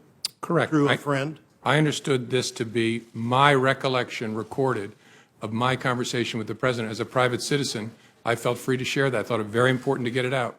So were all of your memos that you recorded on classified or other documents, memos that might be yours as a private citizen? I'm sorry, I'm not following the question. Well, I think you said you'd use classified. Oh, yeah, not the classified documents. Unclassified, I don't have any of them anymore, but I gave them to the special counsel. But, yeah, my view was that the content of those unclassified, the memorialization of those conversations was my recollection recorded. So why didn't you give those to somebody yourself rather than give them through a third party?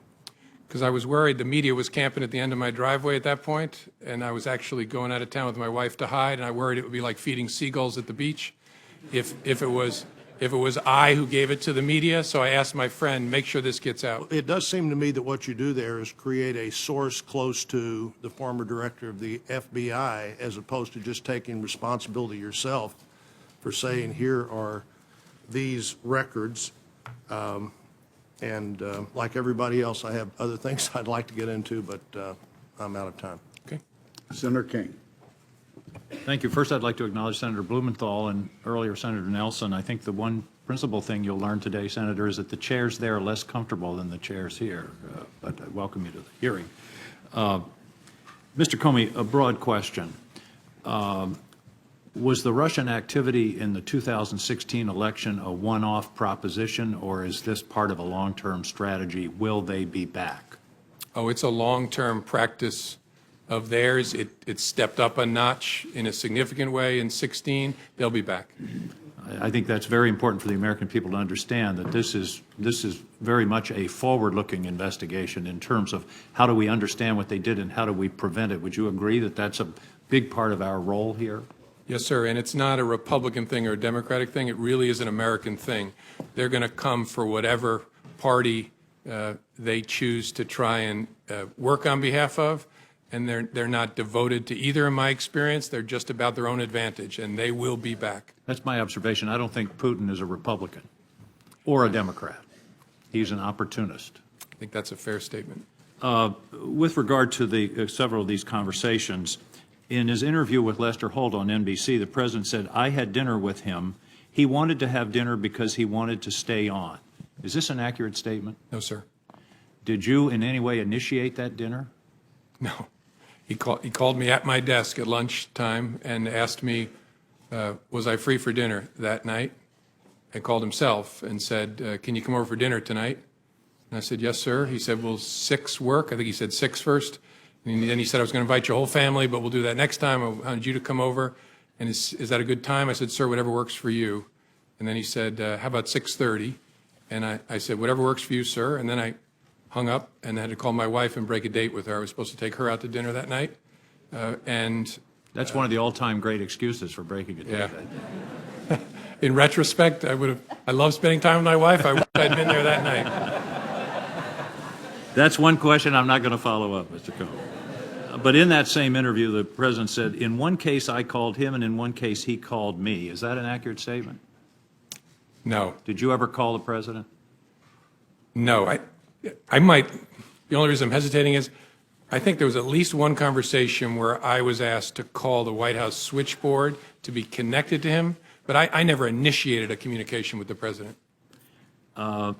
And in his press conference on May 18th, the president was asked whether he had urged you to shut down the investigation into Michael Flynn. The president responded, quote, no, no. Next question. Is that an accurate statement? I don't believe it is. Thank you. With regard to the question of him being personally under investigation, does that mean that the dossier is not being reviewed or investigated or followed up on in any way?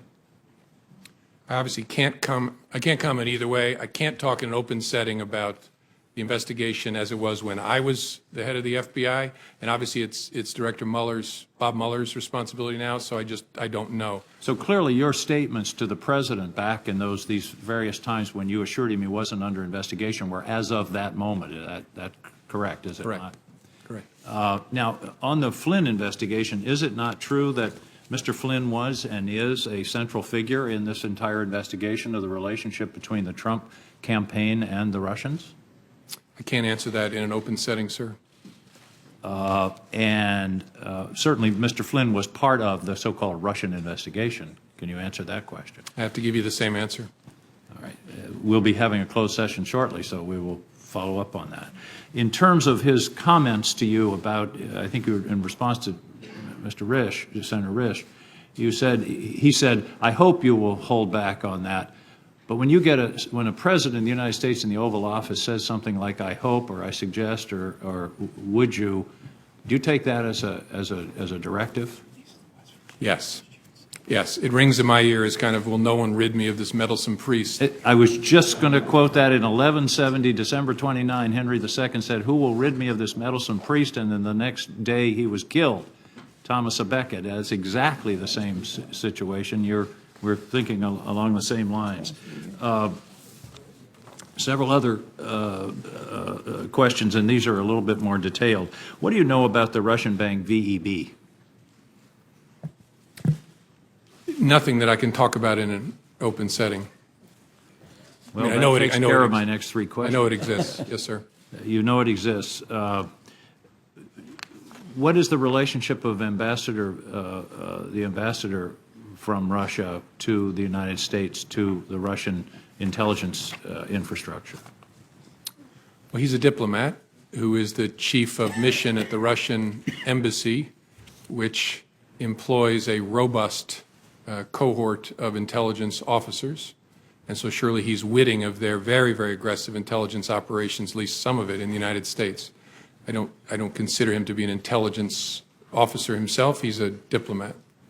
Did the FBI ever brief the Trump administration about the advisability of interacting directly with Ambassador Kislyak? I think all I can say sitting here is there were a variety of defensive briefings given to the incoming administration about the counterintelligence risk.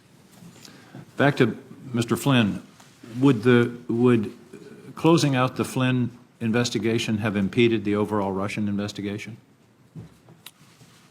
No, well, unlikely, except to the extent there's always a possibility if you have a criminal case against someone and you bring it and squeeze them, you flip them, and they give you information about something else. But I saw the two as touching each other but separate.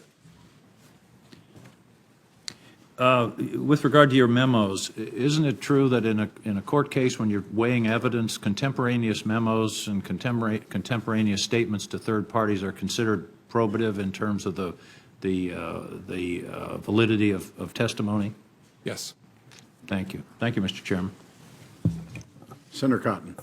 Or, excuse me, Senator Langford. Well, Director Comey, good to see you again. You too. We've had multiple opportunities to be able to visit, as everyone on this dais has, and I appreciate you and your service and what you have done for the nation for a long time, what you continue to do.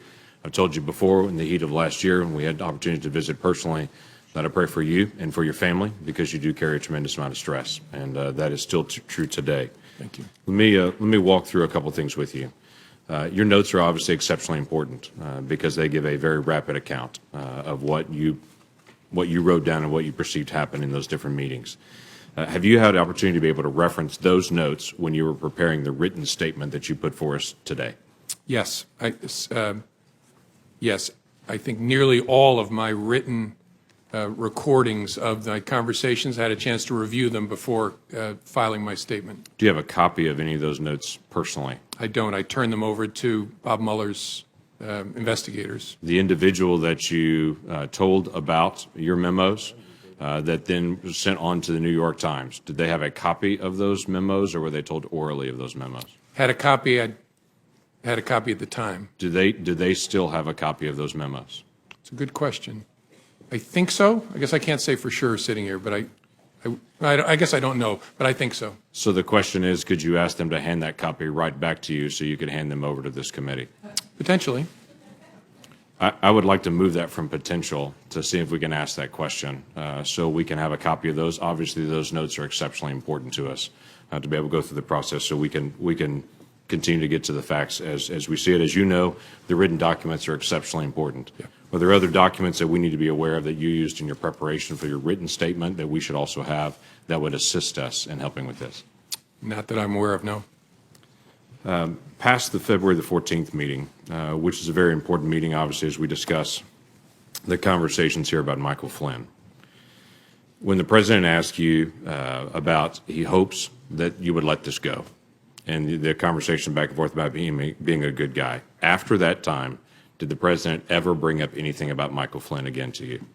You had multiple other conversations you have documented with the president. No, I don't remember him ever bringing it up again. Did any member of the White House staff ever come to you and talk to you about letting go of the Michael Flynn case or dropping it or anything referring to that? No. Nope. Did the Director of National Intelligence come to you and talk to you about that? No. Did anyone from the Attorney General's office, the Department of Justice, ask you about that? No. Did the head of NSA talk to you about that? No. The key aspect here is if this seems to be something the president's trying to get you to drop it, this seems like a pretty light touch to drop it, to bring it up at that moment, the day after he had just fired Flynn, to come back in and say, I hope we can let this go, but then it never reappears again. Did it slow down your investigation or any investigation that may or may not be occurring with Michael Flynn? No, although I don't know there are any manifestations, outward manifestations of the investigation between February 14th and when I was fired. So I don't know that the president would have any way of knowing whether it was effective or not. Okay, that's fair enough. If the president wanted to stop an investigation, how would he do that? Knowing it's an ongoing criminal investigation or counterintelligence investigation, would that be a matter of trying to go to you perceive, and to say you make it stop because he doesn't have the authority to stop? Or how would the president make an ongoing investigation stop? Again, I'm not a legal scholar, so smarter people answer this better, but I think as a legal matter, the president is the head of the executive branch and could direct, in theory, we have important norms against this, but direct that anybody be investigated or anybody not be investigated. I think he has the legal authority, because all of us ultimately report in the executive branch up to the president. Okay. Would that be to you? Would that be to the Attorney General? Would that be to who that would do that? I suppose he could do it to, if he wanted to issue a direct order, could do it in any way. Could do it through the Attorney General or issue it directly to me. Well, is there any question that the president is not real fond of this investigation? I can think of multiple 140-word character expressions that he's done publicly to express he's not fond of the investigations. I've heard you share before in this conversation that you're trying to keep the agents that are working on it away from any comment the president might have made. Quite frankly, the president has informed around 6 billion people that he's not real fond of this investigation. Do you think there's a difference in that? Yes. Okay. I think there's a big difference in kicking superior officers out of the Oval Office, looking the FBI director in the eye and saying, I hope you'll let this go. I think if the agents, as good as they are, heard the President of the United States did that, That's you. There's a real risk of a chilling effect on their work. That's why we kept it so tight. Okay. You had mentioned before about some news stories and news accounts. Without having to go into all the names and the specific times and to be able to dip into all that, have there been news accounts about the Russia investigation, about collusion, about this whole event, or accusations that as you read the story, you were stunned about how wrong they got the facts? Yes, there have been many, many stories purportedly based on classified information about lots of stuff, but especially about Russia, that are just dead wrong. I was interested in your comment that you made as well, that the president said to you, if there were some satellite associates of his that did something wrong, it would be good to find that out.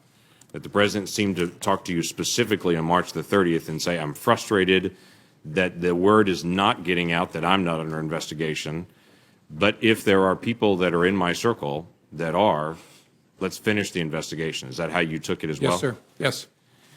And then you made a comment earlier about the Attorney General, previous Attorney General, asking you about the investigation on the Clinton emails, saying that you've been asked not to call it an investigation anymore, but to call it a matter. And you had said that confused you. Can you give us additional details on that?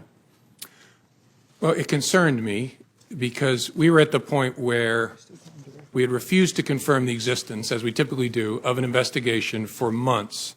And it was getting to a place where that looked silly because the campaigns were talking about interacting with the FBI in the course of our work. The Clinton campaign at the time was using all kinds of euphemisms, security review, matters, things like that for what was going on. We were getting to a place where the Attorney General and I were both going to have to testify and talk publicly about it. And I wanted to know, was she going to authorize us to confirm we had an investigation? And she said, yes, but don't call it that, call it a matter. And I said, why would I do that? And she said, just call it a matter.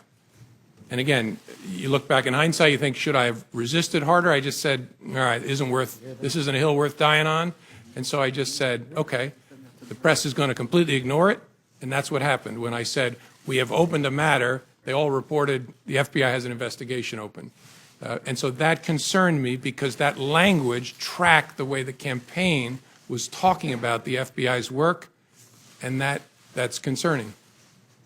It gave the impression that the campaign was somehow using the same language as the FBI because you were handed the campaign language and told to be able to use the campaign language. And again, I don't know whether it was intentional or not, but it gave the impression that the Attorney General was looking to align the way we talked about our work with the way a political campaign was describing the same activity, which was inaccurate. We had a criminal investigation open. As I said before, the Federal Bureau of Investigation. We had an investigation open at the time, and so that gave me a queasy feeling. Thank you. Senator Manchin. Thank you, Mr. Chairman. Thank you, Mr. Comey. I appreciate very much you being here. West Virginians are very interested in this hearing that we're having today. I've had over 600 requests for questions to ask you from my fellow West Virginians, and most of them have been asked. And there's quite a few of them that were quite detailed while asking our classified hearing. I want to thank you, first of all, for coming and agreeing to be here, volunteering, but also volunteering to stay into the classified hearing. I don't know if you had a chance to watch our hearing yesterday. I watched part of it, yes, sir. And it was quite troubling. My colleagues here had some very pointed questions they wanted answers to. They weren't classified. They could have answered in this open setting. They refused to do so. So that even makes us much more appreciative of your cooperation. Sir, the seriousness of the Russian aggressions in our past elections, and knowing that it'll be ongoing, as Senator King had alluded to, what's your concerns there? I mean, what should the American public understand? People said, well, why are we worried about this? Why make such a big deal out of this Russian investigation? Can you tell me what your thoughts would be? Sir. And then the final thing is on this same topic.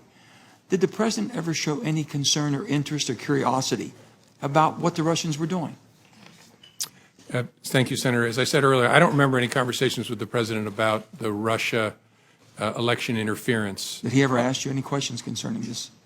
Well, there was an initial briefing of our findings, and I think there was conversation there. I don't remember it exactly, where he asked questions about what we had found and what our sources were and what our confidence level was. But after that, I don't remember anything. The reason this is such a big deal is we have this big, messy, wonderful country where we fight with each other all the time, but nobody tells us what to think, what to fight about, what to vote for, except other Americans. And that's wonderful and often painful. But we're talking about a foreign government that, using technical intrusion and lots of other methods, tried to shape the way we think, we vote, we act. That is a big deal. And people need to recognize it. It's not about Republicans or Democrats. They're coming after America, which I hope we all love equally. They want to undermine our credibility in the face of the world. They think that this great experiment of ours is a threat to them, and so they're going to try to run it down and dirty it up as much as possible. That's what this is about, and they will be back because we remain, as difficult as we can be with each other, we remain that shining city on the hill, and they don't like it. So this is extremely important. It's extremely dangerous what we're dealing with, and it's needed, is what you're saying. Yes, sir. Do you believe there were any tapes or recordings of your conversations with the president? It never occurred to me till the president's tweet. I'm not being facetious. I hope there are, and I'll consent to the release of. So both of you are in the same findings here. You both hope there's tapes and recordings. Well, all I can do is hope. The president surely knows whether he taped me, and if he did, my feelings aren't hurt. Release all the tapes. I'm good with it. Gotcha. Sir, do you believe that Robert Mueller, our new special investigator on Russia, will be thorough and complete without political intervention? And would you be confident on his findings and recommendations? Yes, Bob Mueller is one of the finest people and public servants this country has ever produced. He will do it well. He is a dogged, tough person, and you can have high confidence that when it's done, he's turned over all the rocks. You've been asked a wide variety of questions today, and we're going to be hearing more, I'm sure, in our classified hearing. Something I often ask folks when they come here, what details of this saga should we be focusing on, and what would you recommend us do differently? Or to adjust our perspective on this? I don't know. One of the reasons that I'm pleased to be here is I think this committee has shown the American people, although we have two parties and we disagree about important things, we can work together when it involves the core interests of the country. So I would hope you'll just keep doing what you're doing. It's good in and of itself, but it's also a model, especially for kids, that we are a functioning adult democracy. And you also mentioned you had, I think, six meetings, 3 times in person, 6 on the phone, 9 times in conversation with the president. Did he ever, at that time, allude that you were not performing adequately? Ever indicate that at all? Oh, no, in fact, the contrary, quite often. Yeah, he called me one day. I was about to get on a helicopter. The head of the DEA was waiting in the helicopter for me, and he just called to check in and tell me I was doing an awesome job and wanted to see how I was doing. And I said, I'm doing fine, sir. And then I finished the call and got on the helicopter. Mr. Comey, do you believe you would have been fired if Hillary Clinton had become president? That's a great question. I don't know. Yeah, I don't know. You have any thoughts about it? No, I might have been. I don't know.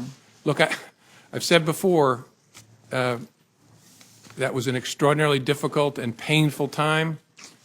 I think I did what I had to do. I knew it was going to be very bad for me personally, and the consequence of that might have been, if Hillary Clinton was elected, I might have been terminated. I don't know. I really don't. My final question will be, after February 14th meeting in the Oval Office, you mentioned that you asked Attorney General Sessions to ensure that you were never left alone with the president. Did you ever consider why Attorney General Sessions was not asked to stay in the room? Oh, sure. I did, and have. And in that moment, I knew. You ever talked to him about it? No. You never had a discussion with Jeff Sessions on this? No, not at all. On any of your meetings? No. Did he inquire? Did he show any inquiry whatsoever? What was that meeting about? No. Oh, you're right. I did say to him, I'd forgotten this, when I talked to him and said, you have to be between me and the president, and that's incredibly important, and I forget my exact words, I passed along the president's message about the importance of aggressively pursuing leaks of classified information, which is a goal I share, and I passed that along to the Attorney General. I think it was the next morning in a meeting, but I did not tell him about the Flynn part. Do you believe this will rise to the obstruction of justice? I don't know. That's Bob Mueller's job to sort that out. Thank you, sir.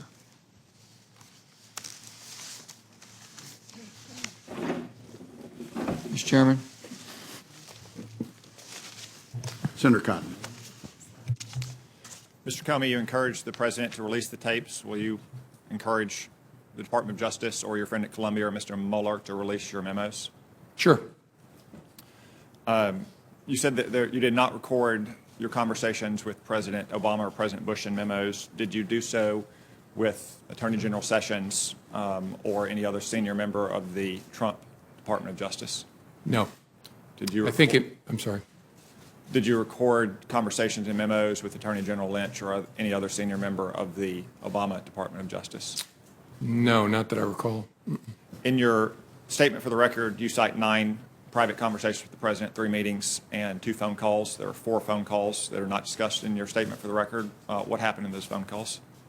The president called me, I believe, shortly before he was inaugurated as a follow-up to our conversation, private conversation on January the 6th. He just wanted to reiterate his rejection of the allegation and talk about, he'd thought about it more and why he thought it wasn't true, the verified and unverified and salacious parts. And during that call, he asked me, again, hope you're going to stay, you're doing a great job. And I told him that I intended to. There was another phone call that I mentioned, I think was, could have the date wrong, March the 1st, where he called just to check in with me as I was about to get on the helicopter. There was a secure call we had about an operational matter that was not related to any of this, about something the FBI was working on. He wanted to make sure that I understood how important he thought it was, a totally appropriate call. And then the 4th call, I'm probably forgetting, I may have meant the call when he called to invite me to dinner. I'll think about it as I'm answering other questions, but I think I got that right. Let's turn our attention to the underlying activity at issue here, Russia's hacking into those emails and releasing them, and the allegations of collusion. Do you believe Donald Trump colluded with Russia? It's a question I don't think I should answer in an open setting. As I said, when I left, we did not have an investigation focused on President Trump. But that's a question that'll be answered by the investigation, I think. Let me turn to a couple statements by one of my colleagues, Senator Feinstein. She was the ranking member on this committee until January, which means she had access to information that only she and Chairman Burr did She's now the senior Democrat on the Judiciary Committee, meaning she has access to the FBI that most of us don't. On May 3rd, on CNN's Wolf Blitzer show, she was asked, do you have evidence that there was in fact collusion between Trump associates and Russia during the campaign? She answered, not at this time. On May 18th, at the same show, Mr. Blitzer said, the last time we spoke, Senator, I asked if you had actually seen any evidence of collusion between the Trump campaign and the Russians, and you said to me, and I'm quoting you now, you said, not at this time. Has anything changed since we last spoke? Senator Feinstein said, well, no, it hasn't. Do you have any reason to doubt those statements? I don't doubt that Senator Feinstein was saying what she understood. I just don't want to go down that path, first of all, because I'm not in the government anymore, and answering in the negative, I just worry leads me deeper and deeper into talking about the investigation in an open setting. I'm always trying to be fair. I don't want to be unfair to President Trump. I'm not trying to suggest by my answer something nefarious, but I don't want to get into the business of saying not as to this person, not as to that person. On February 14th, the New York Times published a story, the headline of which was, Trump campaign aides had repeated contacts with Russian intelligence. You were asked earlier if that was an inaccurate story, and you said, in the main. Would it be fair to characterize that story as almost entirely wrong? Yes. Did you have, at the time that story was published, any indication of any contact between Trump people and Russians, intelligence officers, other government officials, or close associates of the Russian government? That's one I can't answer sitting here. We can discuss that in a classified setting then. I want to turn attention now to Mr. Flynn and the allegations of his underlying conduct. To be specific, his alleged interactions with the Russian ambassador on the telephone, and then what he said to senior Trump administration officials and Department of Justice officials. I understand there are other issues with Mr. Flynn related to his receipt of foreign monies or disclosure of potential advocacy activity on behalf of foreign governments. Those are serious and credible allegations that I'm sure will be pursued, but I want to speak specifically about his interactions with the Russian ambassador. There was a story on January 23rd in the Washington Post that says, entitled, FBI reviewed Flynn's calls with Russian ambassador but found nothing illicit. Is this story accurate? I don't want to comment on that, Senator, because I'm pretty sure the Bureau has not confirmed any interception of communications. And so I don't want to talk about that in an open setting. Would it be improper for an incoming national security advisor to have a conversation with a foreign ambassador? In my experience, no. But you can't confirm or deny that the conversation happened, and we would need to know the contents of that conversation to know if it was in fact improper. Yeah, I don't think I can talk about that in an open setting. And again, I've been out of government now a month, so I also don't want to talk about things when it's now somebody else's responsibility. But maybe in the classified setting, we can talk more about that. You stated earlier that there wasn't an open investigation of Mr. Flynn in the FBI. Did you or any FBI agent ever sense that Mr. Flynn attempted to deceive you or made false statements to an FBI agent? I don't want to go too far. That was the subject of the criminal inquiry. Did you ever come close to closing the investigation on Mr. Flynn? I don't think I can talk about that in an open setting either. We can discuss these more in the closed setting then. Mr. Comey, in 2004, you were a part of a well-publicized event about an intelligence program that had been recertified several times, and you were acting Attorney General when Attorney General John Ashcroft was incapacitated due to illness. There was a dramatic showdown at the hospital here. The next day, you said that you wrote a letter of resignation and signed it before you went to meet with President Bush to explain why you refused to certify it. Is that accurate? Yes, I think so.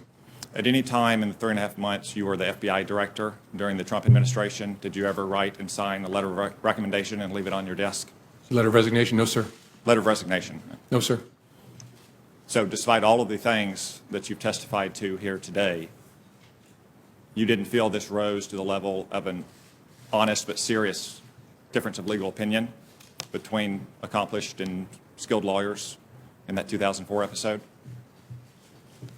I wouldn't characterize the circumstances in 2004 that way, but to answer, no, I didn't encounter any circumstance that led me to intend to resign, consider to resign. No, sir. Thank you. Senator Harris. Director Comey, I want to thank you. You are now a private citizen, and you are enduring a Senate Intelligence Committee hearing, and each of us gets 7 minutes instead of 5 as yesterday to ask you questions. So thank you Now, for I'm wanting to between speak truth. opportunities Well, now, so. Well, you are, I'm sure you'll have future opportunities. You know, you and I are both former prosecutors. I'm not going to require you to answer. I just want to make a statement that in my experience of prosecuting cases, when a robber held a gun to somebody's head and said, "I hope you will give me your wallet," the word hope was not the most operative word at that moment. But you don't have to respond to that point. I have a series of questions to ask you, and they're going to start with, are you aware of any meetings between the Trump administration officials and Russian officials during the campaign that have not been acknowledged by those officials in the White House? That's not even if I remember clearly, that's not a question I can answer in an open setting. Are you aware of any efforts by Trump campaign officials or associates of the campaign to hide their communications with Russian officials through encrypted communications or other means? I have to give you the same answer, Senator. Sure. In the course of the FBI's investigation, did you ever come across anything that suggested that communications records, documents, or other evidence had been destroyed? I think I got to give you the same answer because it would touch on investigative matters. And are you aware of any efforts or potential efforts to conceal communications between campaign officials and Russian officials? I think I have to give you the same answer, Senator. Thank you. As a former Attorney General, I have a series of questions about your connection with the Attorney General during the course of your tenure as Director. What is your understanding of the parameters of General Sessions' recusal from the Russia investigation? I think it's described in a written release or statement from DOJ, which I don't remember sitting here, but the gist was he would be recused from all matters relating to Russia and the campaign or activities of Russia and the 2016 election, I think, something like that. So is your knowledge of the extent of his recusal based on the public statements he's made? Correct. Okay. So was there any kind of memorandum issued from the Attorney General or the Department of Justice to the FBI outlining the parameters of his recusal? Not that I'm aware of. And do you know if he reviewed any FBI or DOJ documents pertaining to the investigation before he was recused? I don't know. And after he was recused? I'm assuming it's the same answer. Same answer. And aside from any notice or memorandum that was not sent or was, what mechanism or processes were in place to ensure that the Attorney General would not have any connection with the investigation, to your knowledge? I don't know for sure. I know that he had consulted with career ethics officials that know how to run a recusal at DOJ, but I don't know what mechanism they set up. And the Attorney General recused himself from the investigation, but do you believe it was appropriate for him to be involved in the firing of the chief investigator of that case, of that Russia interference? That's something I can't answer sitting here. It's a reasonable question, but that would depend on a lot of things I don't know, like what did he know, what was he told, did he realize that the president was doing it because of the Russia investigation, things like that. I just don't know the answer. You've mentioned in your written testimony in here that the president essentially asked you for a loyalty pledge. Are you aware of him making the same request of any other members of the cabinet? I am not. Do you know one way or another what he... I don't know one way or another. I've never heard anything about it. And you mentioned that you had the conversation where he hoped that you would let the Flynn matter go on February 14th or thereabouts. It's my understanding that Mr. Sessions was recused from any involvement in the investigation about a full 2 weeks later. To your knowledge, was the Attorney General, did he have access to information about the investigation in those interim 2 weeks? In theory, sure, because he's the Attorney General. I don't know whether he had any contact with any materials related to that. To your knowledge, was there any directive that he should not have any contact with any information about the Russian investigation between the February 14th date and the day he was ultimately recused or recused himself on March 2nd? Not to my knowledge. I don't know one way or another. And did you speak to the Attorney General about the Russia investigation before his recusal? I don't think so, no. Do you know if anyone in the department, in the FBI, forwarded any documents or information or memos of any sort to the attention of the Attorney General before his recusal? I don't don't know of any or remember any sitting here. It's possible, but I don't remember any. Do you know if the Attorney General was involved, in fact involved, in any aspect of the Russia investigation after his recusal on the 2nd of March? I don't. I would assume not, but I don't. Well, let me say it this way. I don't know of any information that would lead me to believe he did something to touch the Russia investigation after the recusal. In your written testimony, you indicate that after you were left alone with the President, you mentioned that it was inappropriate and should never happen again to the Attorney General. And apparently he did not reply, and you write that he did not reply. What did he do, if anything? Did he just look at you? Was there a pause for a moment? What happened? I don't remember real clearly. I have a recollection of him just kind of looking at me, and there's a danger here I'm projecting onto him, so this may be a faulty memory, but I kind of got his body language gave me the sense like, what am I going to do? Did he shrug? I don't remember clearly. I think the reason I have that impression is I have some recollection of almost imperceptible, like, what am I going to do? But I don't have a clear recollection of that. He didn't say anything. And on that same February 14th meeting, you said you understood the President to be requesting that you drop the investigation. After that meeting, however, you received 2 calls from the President, March 30th and April 11th, where the President talked about a cloud over his presidency. Has anything you've learned in the months since your February 14th meeting changed your understanding of the President's request? I guess it would be what he has said in public documents or public interviews? Correct. Okay. And is there anything about this investigation that you believe is in any way biased or is not being informed by a process of seeking the truth? No. The appointment of a special counsel should offer great, especially given who that person is, great comfort to Americans, no matter what your political affiliation is, that this will be done independently, competently, and honestly. And do you believe that he should have full authority, Mr. Mueller, to be able to pursue that investigation? Yes, and knowing him well over the years, if there's something that he thinks he needs, he will speak up about it. Do you believe he should have full independence? Oh, yeah. And he wouldn't be part of it if he wasn't going to get full independence. Thank you. Senator Cornyn. Thank you, Mr. Chairman. Mr. Comey, I'll repeat what I've said at previous hearings, that I believe you're a good and decent man who's been dealt a very difficult hand, starting back with the Clinton email investigation. And I appreciate your willingness to appear here today voluntarily and answer our questions and cooperate with our investigation. As a general matter, if an FBI agent has reason to believe that a crime has been committed, do they have a duty to report it? That's a good question. I don't know that there's a legal duty to report it. They certainly have a cultural, ethical duty to report it. You're unsure whether they would have a legal duty?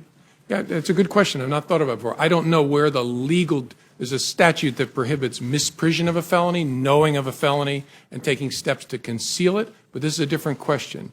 And so look, let me be clear. I would expect any FBI agent who has information about a crime being committed to report it. Me too. But where you rest that obligation, I don't know. It exists.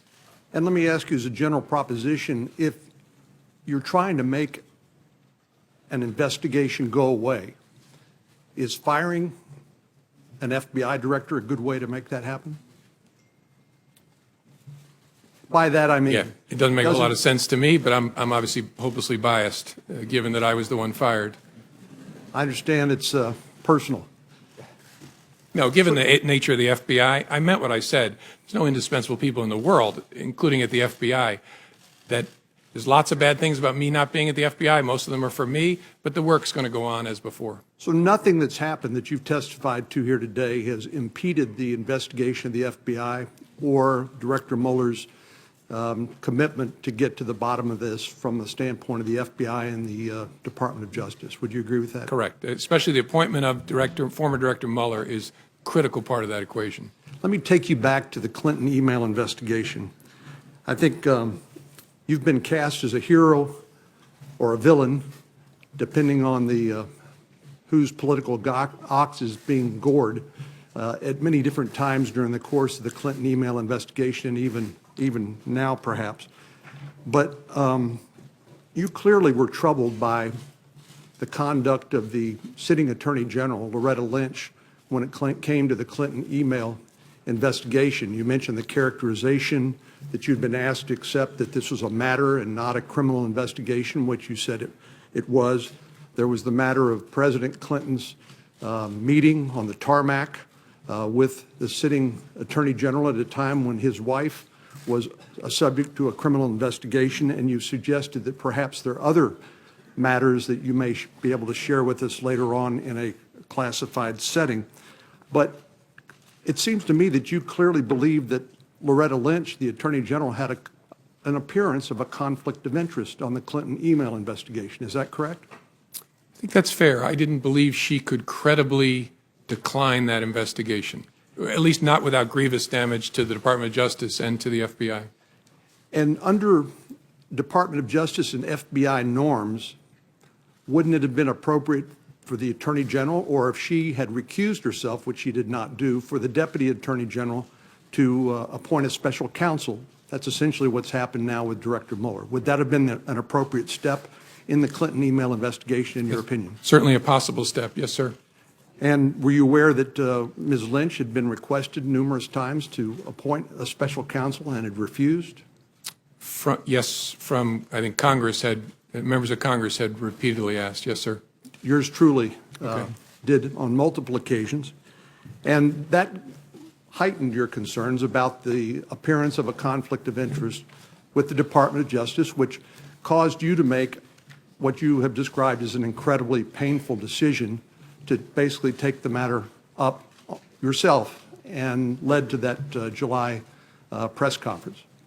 Yes, sir. After the President Clinton, former President Clinton, met on the plane with the Attorney General, I considered whether I should call for the appointment of a special counsel, and I decided that that would be an unfair thing to do because I knew there was no case there. We had investigated it very, very thoroughly. I know this is a subject of passionate disagreement, but I knew there was no case there, and calling for the appointment of special counsel would be brutally unfair because it would send the message, aha, there's something here. That was my judgment. Again, lots of people have different views of it, but that's how I thought about it. Well, if the special counsel had been appointed, they could have made that determination that there was nothing there and declined to pursue it, right?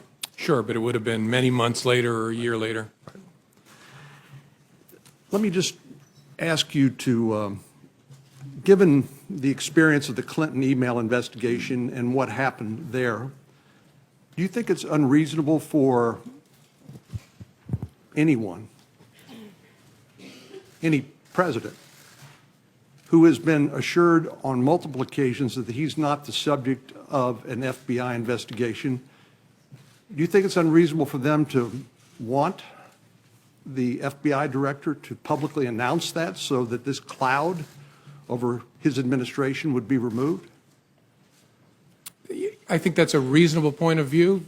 The concern would be obviously, because if that boomerang comes back, it's going to be a very big deal because there will be a duty to correct. Well, we saw that in the Clinton email investigation, of course. Yes, I recall that. Yeah, I know you do.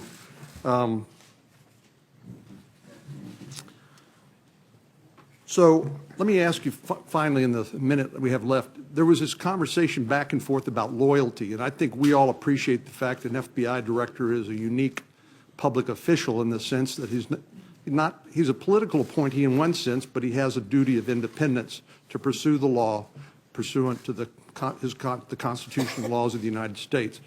And so when the president asked you about loyalty, you got in this back and forth about, well, I'll pledge you my honesty. And then it looks like, from what I've read, you agreed upon honest loyalty or something like that. Is that the characterization? Yes. Thank you very much. Thank you, sir. Senator Reid. Thank you, Mr. Chairman. Thank you, Director Comey. There have been press reports that the President, in addition to asking you to drop the Flynn investigation, has asked other senior intelligence officials to take steps which would tend to undermine the investigation into Russia. There's been reports that he's asked DNI Coates and Admiral Rogers to make public statements exonerating him or taking the pressure off him, and also reports about Admiral Rogers and Director Pompeo to intervene and reach out to the FBI and ask them. Are you aware of any of these, or do you have any information with respect to any of these allegations? I don't. I'm aware of the public reporting, but I had no contact, no conversation with any of those leaders about that subject. Thank you. You have testified that you interpret the discussion with the President about Flynn as a direction to stop the investigation. Is that correct? Yes. You've testified that the President asked you to lift the cloud by essentially making public statements exonerating him and perhaps others. You refused, correct? I didn't do it. I didn't refuse the President. I told him we would see what we could do, and then the second time he called, I told him in substance, that's something your lawyer will have to take up with the Justice Department.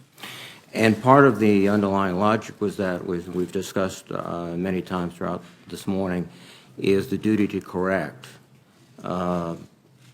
That is a theoretical issue, but also a very practical issue.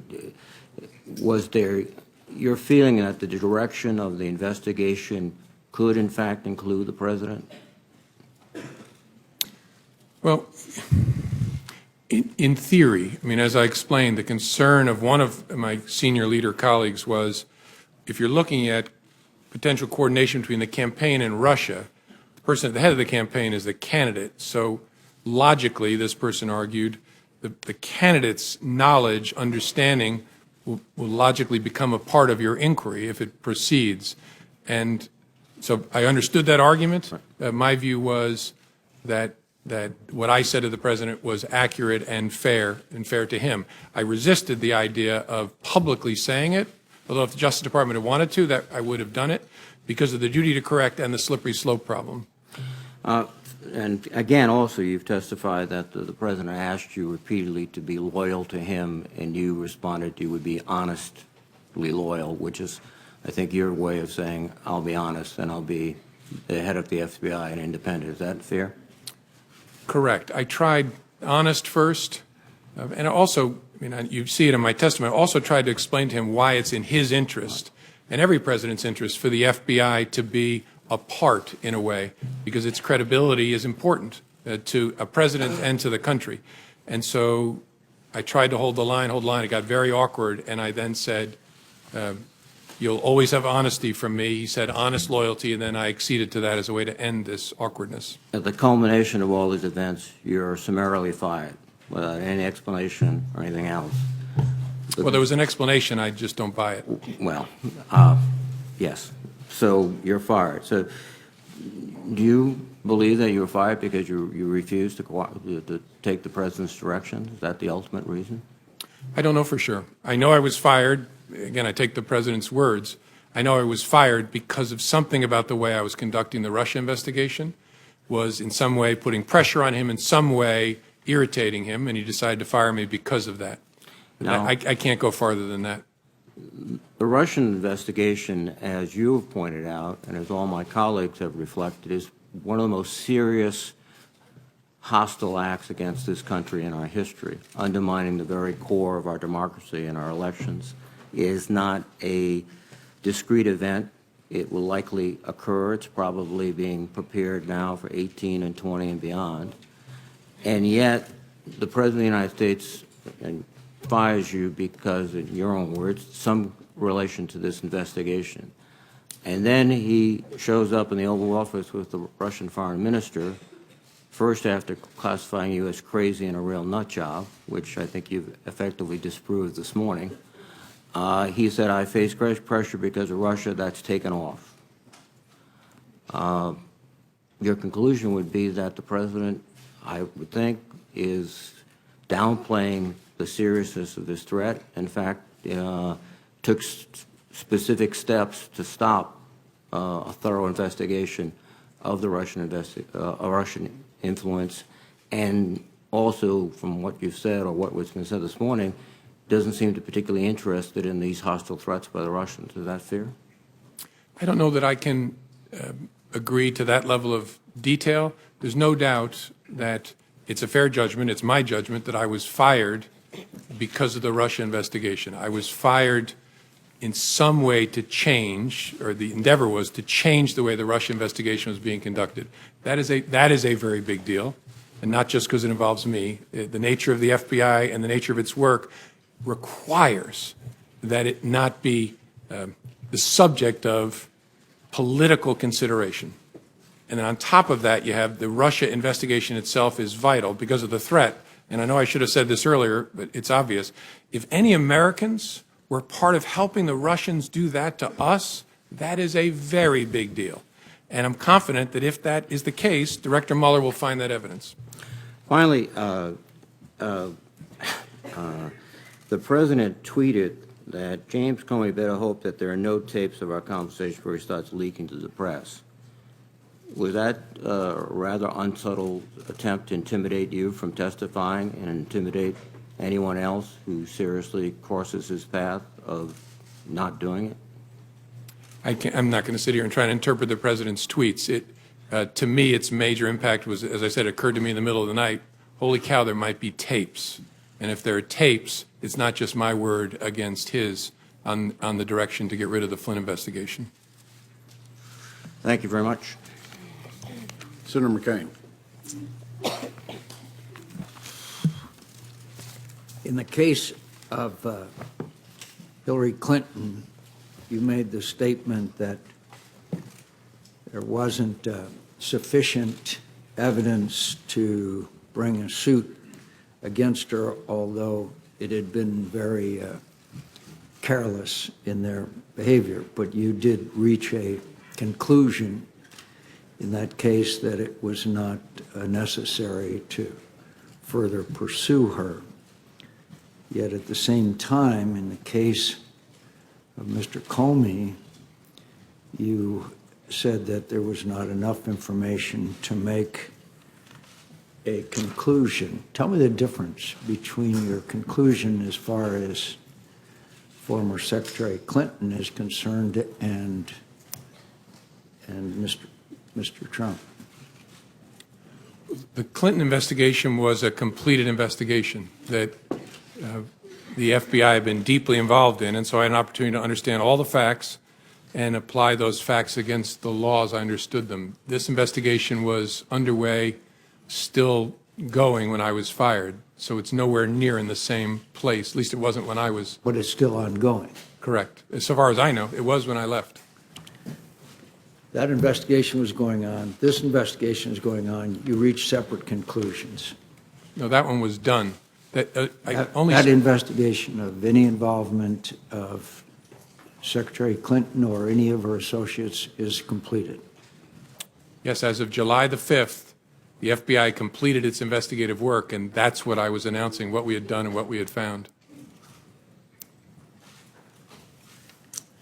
Well, at least in the minds of this member, there's a whole lot of questions remaining about what went on, particularly considering the fact that, as you mentioned, it's a, quote, big deal as to what went on during the campaign.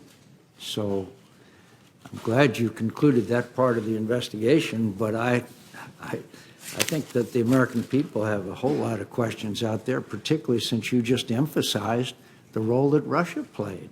And obviously, she was a candidate for president at the time, so she was clearly involved in this whole situation where fake news, as you just described it, big deal, took place.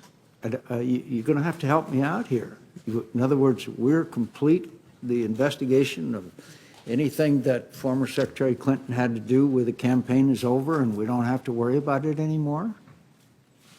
With respect to Secretary, I'm a little confused, Senator. With respect to Secretary Clinton, yeah, we investigated criminal investigation in connection with her use of a personal email server. I understand. And that's the investigation I announced the conclusion of on July 5th. So, but at the same time, you made the announcement there would be no charges brought against then Secretary Clinton for any activities involved in the Russia involvement in our engagement in our election.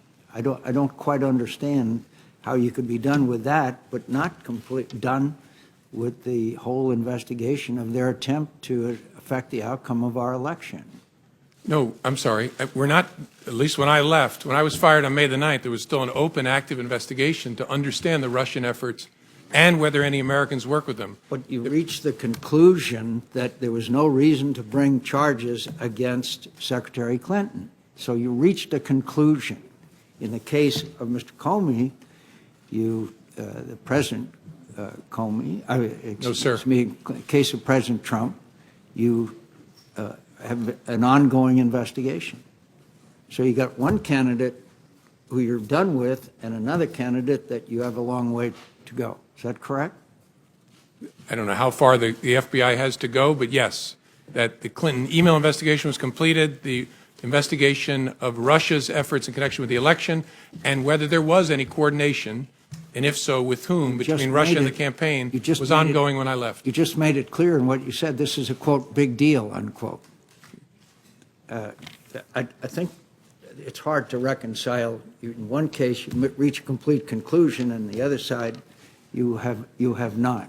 And you, in fact, obviously, there's a lot more there, as we know, as you called it, a, quote, big deal. She's one of the candidates. But in her case, you say there would be no charges, and in the case of President Trump, the investigation continues.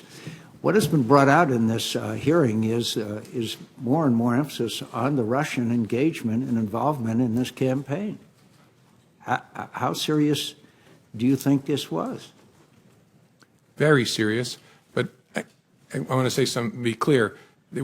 We have not announced, and there was no predication to announce, an investigation of whether the Russians may have coordinated with Secretary Clinton's campaign. Secretary Clinton's campaign. No, but they may not have been involved with their campaign. They were involved with the entire presidential campaign, obviously. Of course. Yes, sir. And that is an investigation that began last summer, and so far as I'm aware, continues.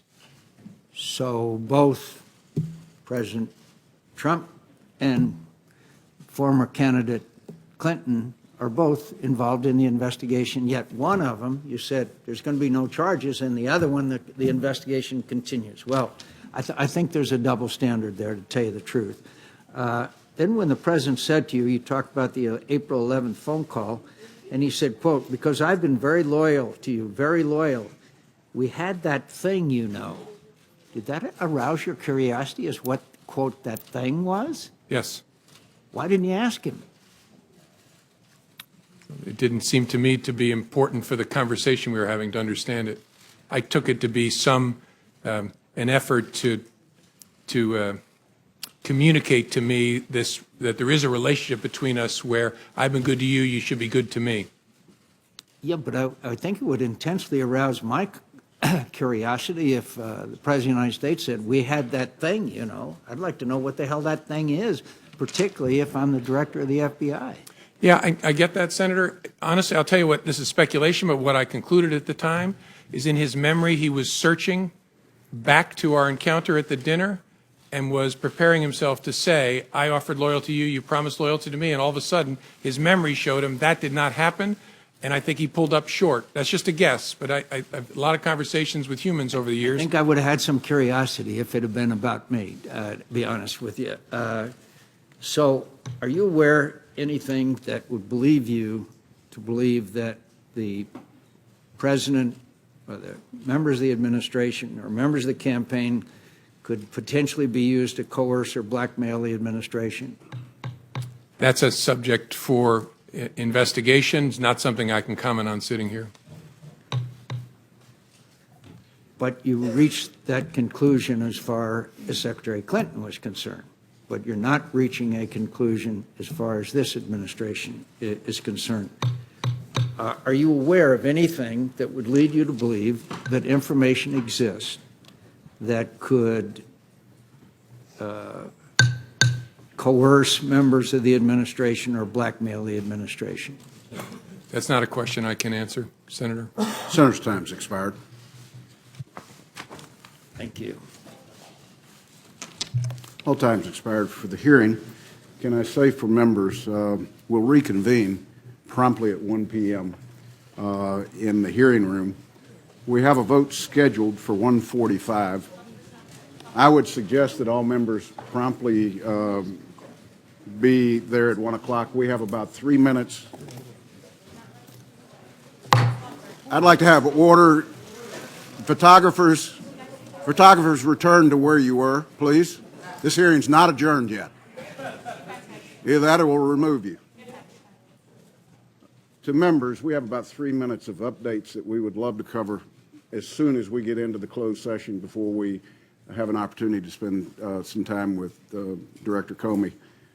Based on our agreement, it would be my intentions to adjourn that closed hearing between 2 and 2:10 so that members can go vote, and I would urge you to eat at that time.